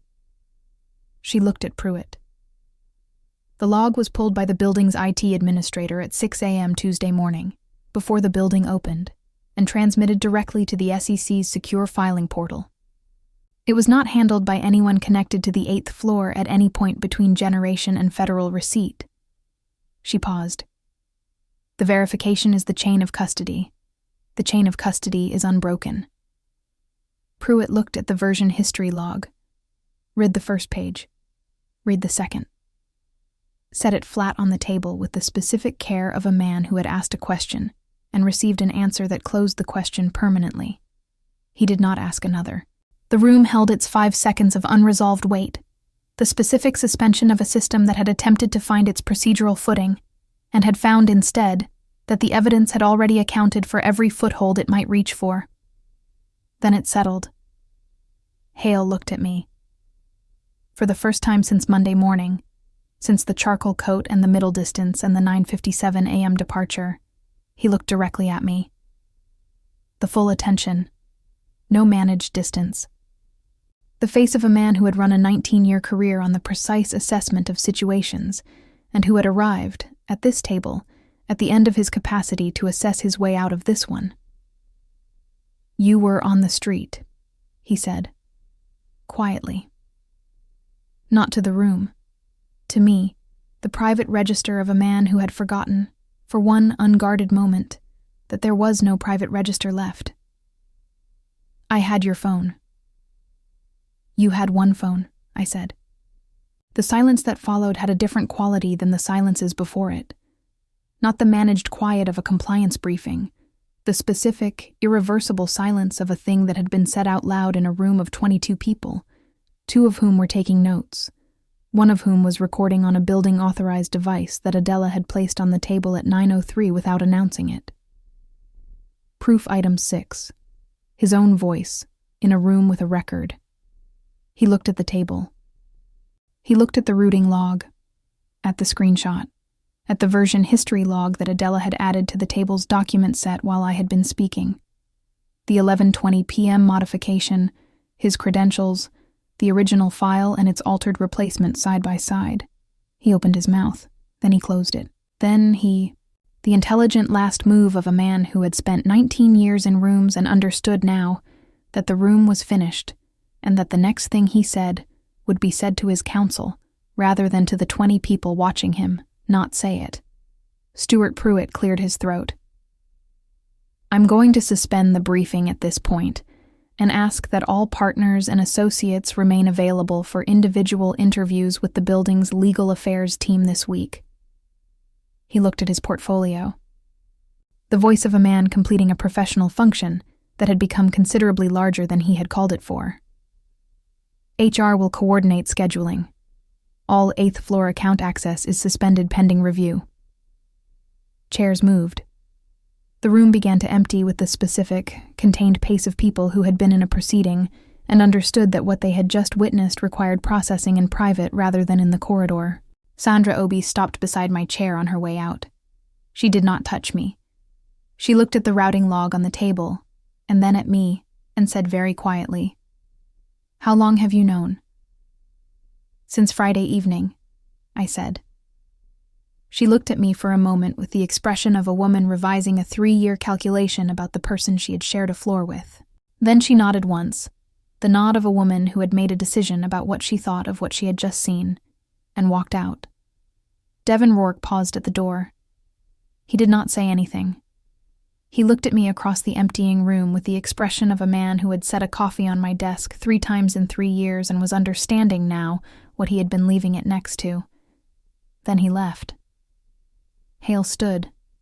He picked up his portfolio. His coat was on the back of his chair, and he lifted it and put it on with the precise movements of a man performing the exit of a room he was choosing to leave rather than being removed from. The last available expression of agency in a space that had ceased to offer him any other kind. He walked toward the door without looking at Pruitt, without looking at Adela, without looking at the table where the screenshot and the routing log sat in their clean, time-stamped certainty. At the door he stopped. He turned. Not to the room, to him, standing at the east windows with the harbor behind him. "You built this from a timestamp," Hale said. The composed voice, the last version of it. "An 11-minute flag." "She built it," he said, "from a photograph she took before she knew whether there was anyone to take it for." Hale looked at me one last time. Then he walked out. The conference room held its aftermath. The documents on the table, the 22 chairs in their disorder, the Providence waterfront flat and gray beyond the east windows, entirely indifferent to the proceeding that had just concluded 11 floors above it. Adela closed the recording application on her device, logged the timestamp, added it to the file. He was still at the window. I was still at the table. The room between us held the specific quality of something completed, not finished. The proceedings had weeks yet to run. The SEC would do what the SEC did at its own institutional pace, but completed in the sense that the thing that had needed to happen in a room had happened, on record, in front of witnesses, in the exact register that proof required. I picked up the routing log, the screenshot, the version history, put them in the inside pocket of my bag, with everything else I had carried since Friday evening. "Tomorrow," he said, still looking at the water. "Tomorrow," I said. I left him there with the harbor. The call came Tuesday at 11:40 p.m. I was at the kitchen table with the lights on, and my laptop open, and a cup of tea I hadn't touched. Theo was asleep 4 streets away. The city outside my window was doing its late-night minimum. The sodium lights, the occasional car, the Providence waterfront dark and indifferent in the November cold. The number was Hale's counsel. I recognized the Boston area code from the Federal Liaison's briefing notes, which I had read twice and kept in the inside pocket with everything else. I did not answer. I forwarded the missed call notification to external counsel and sat back and looked at the ceiling and waited. She called me 30 seconds later. "He wants a meeting," she said. "Tomorrow morning. His counsel, you, and a representative of your choosing. Off the record." A pause.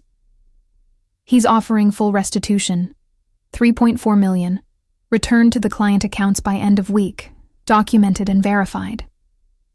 In exchange," she paused again. "In exchange, he wants the personal conduct documentation removed from the SEC file. The footage, the statement, the legal pad." I sat with this for a moment.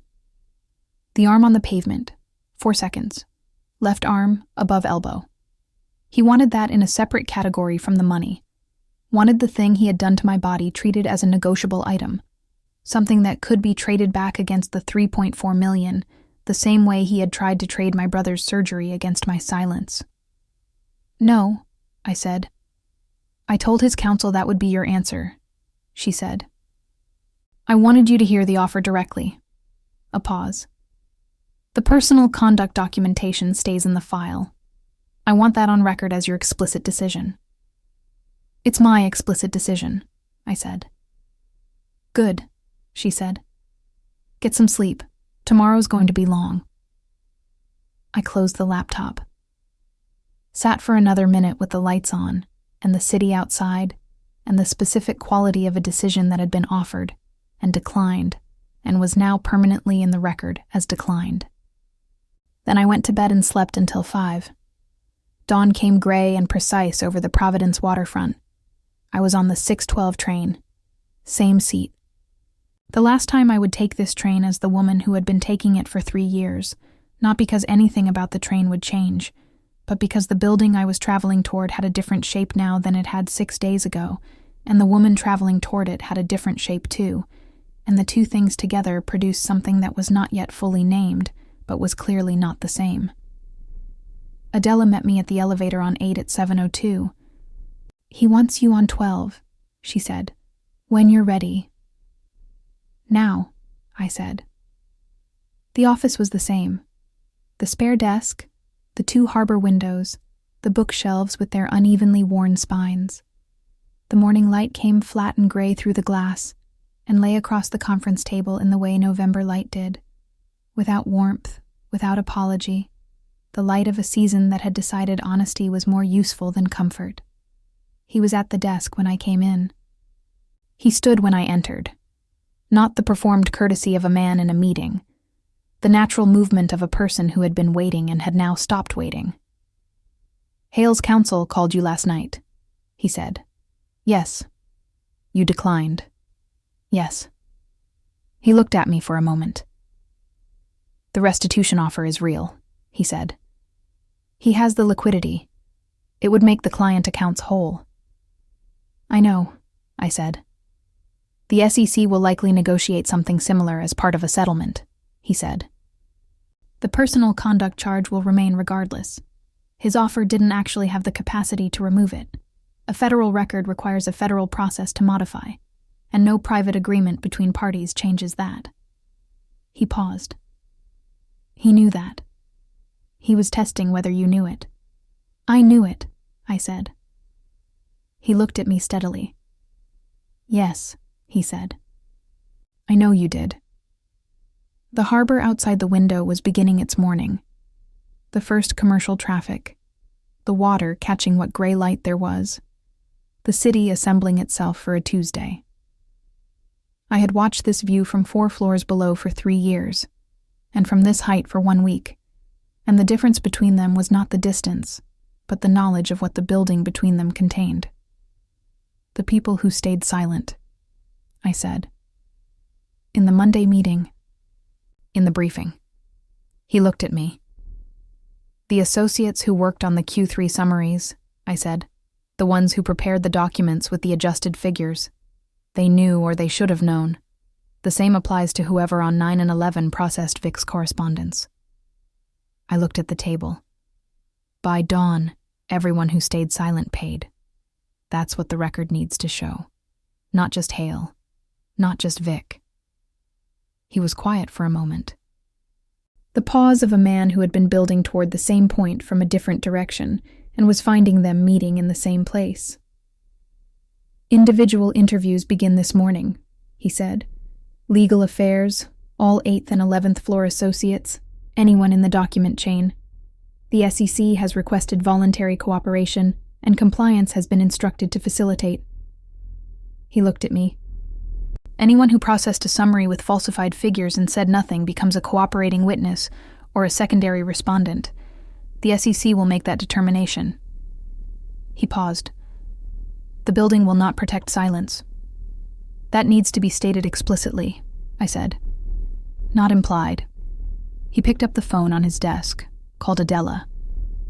Draft a building-wide notice, he said. All floors, all staff. Subject, regulatory cooperation policy, effective immediately. Language. Any employee with knowledge of the conduct under investigation is required to disclose to legal affairs by end of business today. Non-disclosure constitutes a policy violation subject to termination. He paused. Send it before 9. He set the phone down. "Before 9, I said. "Before 9, he confirmed. The notice went at 8:47. I watched the delivery confirmation come through on the administrative system from my new credentials. Floors 8 through 12, the full picture, everything visible. By 9:15, Legal Affairs had received 4 voluntary disclosures. By 11, 7. By end of business, 11 people had come forward. A junior associate on 8 named Priya Sen had formatted 2 falsified summaries using figures Hale's office provided, had noticed the discrepancy in the second quarter, had sent 1 email asking whether the figures were correct, and had accepted the reply, confirmed by partner, proceed, without asking again. Her employment was suspended pending the SEC's determination of what 1 unanswered question cost. A senior analyst on 10 named Douglas Firth had processed 3 vendor payments to an entity that did not appear in the building's registry, had queried the administrator once, had accepted the explanation, and had filed the 3rd payment without following up. His cooperation took 40 minutes. It produced a second direct line to Vic's knowledge of the structure, the same link the routing log had taken a week to locate, arrived at now through a man who had known it and said nothing for 14 months. 11 people in total, each with a moment where the choice had been made to proceed rather than press. Not all of the same culpability, not all of the same consequence, but all of them now in the record, the specific cost of each unanswered question, visible in the proceedings account of what the silence had permitted to continue. By dawn, the record showed every one of them. The formal documentation of the physical contact was filed with the SEC at 2 p.m. that afternoon. My signed statement. The exterior footage, cleaned and time-stamped. The legal pad pages, certified copy. The record of Marcus Hale's hand on my arm on a wet pavement at 5:07 p.m. on a Friday evening. His name, my name, the duration, the exact words spoken, the work phone demanded and surrendered. My brother's surgery, said in the same sentence as wrong. All of it in a federal record under my name, by my choice, not negotiated away, not traded against the money or the settlement or the restitution or any of the other currencies that a man with 19 years and $3.4 million had attempted to put on the table against the 4 seconds he had spent with his hand on my arm. External counsel sent the filing confirmation at 2:14 p.m. I read it at my desk on 8 and forwarded it to Theo with 1 line. It's in the record. All of it. He replied in 3 minutes. Good. He was at the elevator when I left at 5:30. Not waiting. Passing. The natural movement of a man whose floor required the elevator and whose timing had aligned with mine without design. We rode down together, which had not happened before in any of the versions of this building I had inhabited. At the lobby, he held the door. Outside, the November evening had settled over the Providence waterfront. The cold, clean air, the harbor lights beginning their reflection on the water, the city going about its Tuesday entirely indifferent to what had been built and filed and recorded in the 11 floors above it over the course of 1 week. We stood on the pavement. The same pavement. The service entrance side. The stretch between the building and the parking structure. Different light than Friday. Different air. Your train, he said. 6:40 bus, I said. Same route. He looked at the water for a moment, then at me. The expression I had catalogued across 2 weeks. The calibrating one, the recalibrating one, the one behind both that appeared only in the unguarded fraction of a second when the management stopped. That one. Camila, he said. The same weight as the conference room. The first time and the second time, both carrying what first times carried when they were also the second. I know, I said. Not to the job, not to the building, not to the proceeding still running its course through federal channels at its own institutional pace. To the thing that had been present in the room since a Monday morning elevator and had been building in the register beneath everything else, patient, exact, the slow burn of 2 people who had been careful with each other in a week that required care and had found, at the end of it, that the care had produced something neither of them had named yet, and neither of them was in a rush to name now. He looked at me for one more second. Then, "Go home." "Going," I said. I walked toward the bus stop with the harbor at my back and the inside pocket carrying its full weight. The pre-authorization, the legal pad, the screenshot, the filing confirmation, the record of everything that had been built from a Friday evening, and a single photograph, and a woman at a desk who had moved faster than the man watching her screen. The weight was not only the documents. I had not let myself think about Theo until now. Not fully. Not in the way that required me to stop walking and stand still and let the week arrive all at once.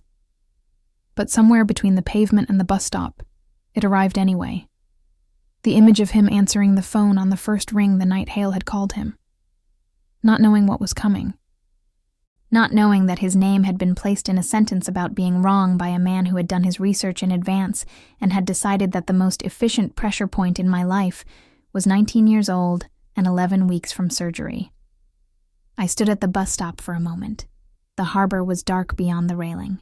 The same railing, the same sodium lights, the same stretch of Providence waterfront where I had stood 7 days ago with a grip-shaped cold on my arm and a screenshot and no map. The city looked identical to last Tuesday and the Tuesday before that, and every Tuesday of 3 years of this building and this route and this second to last row. It did not feel identical. That was the cost. Not the week. The week I had been built for, or had built myself for, or had found in the building of it, that I was built for. The cost was the specific thing you lost when a person used your brother as a sentence. The 7 days you spent after that moment knowing that someone had looked at the people you loved and calculated their value as leverage. That knowledge did not file itself in a federal record. It did not resolve with a docket number. It sat in the body the way cold sat in things it had pressed into, and it would be there for a while.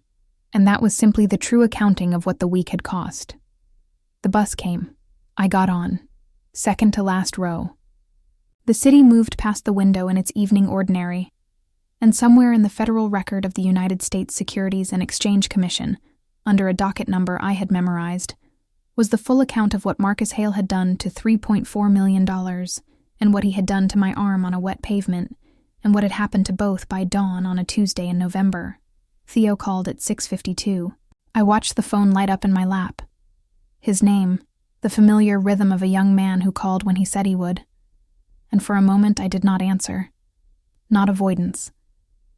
The 1 second of a person deciding how much of themselves to bring to a call, understanding that the answer was all of it, as always, because that was the arrangement, and it had always been the arrangement, and the week had not changed it, only clarified what it was worth. I picked up. "Hey," he said. "Hey," I said. The bus moved through the Providence dark. Some things were in the record now. Some things were only ours. Drop it in the comments. What was the moment Camila had already won? Was it the screenshot?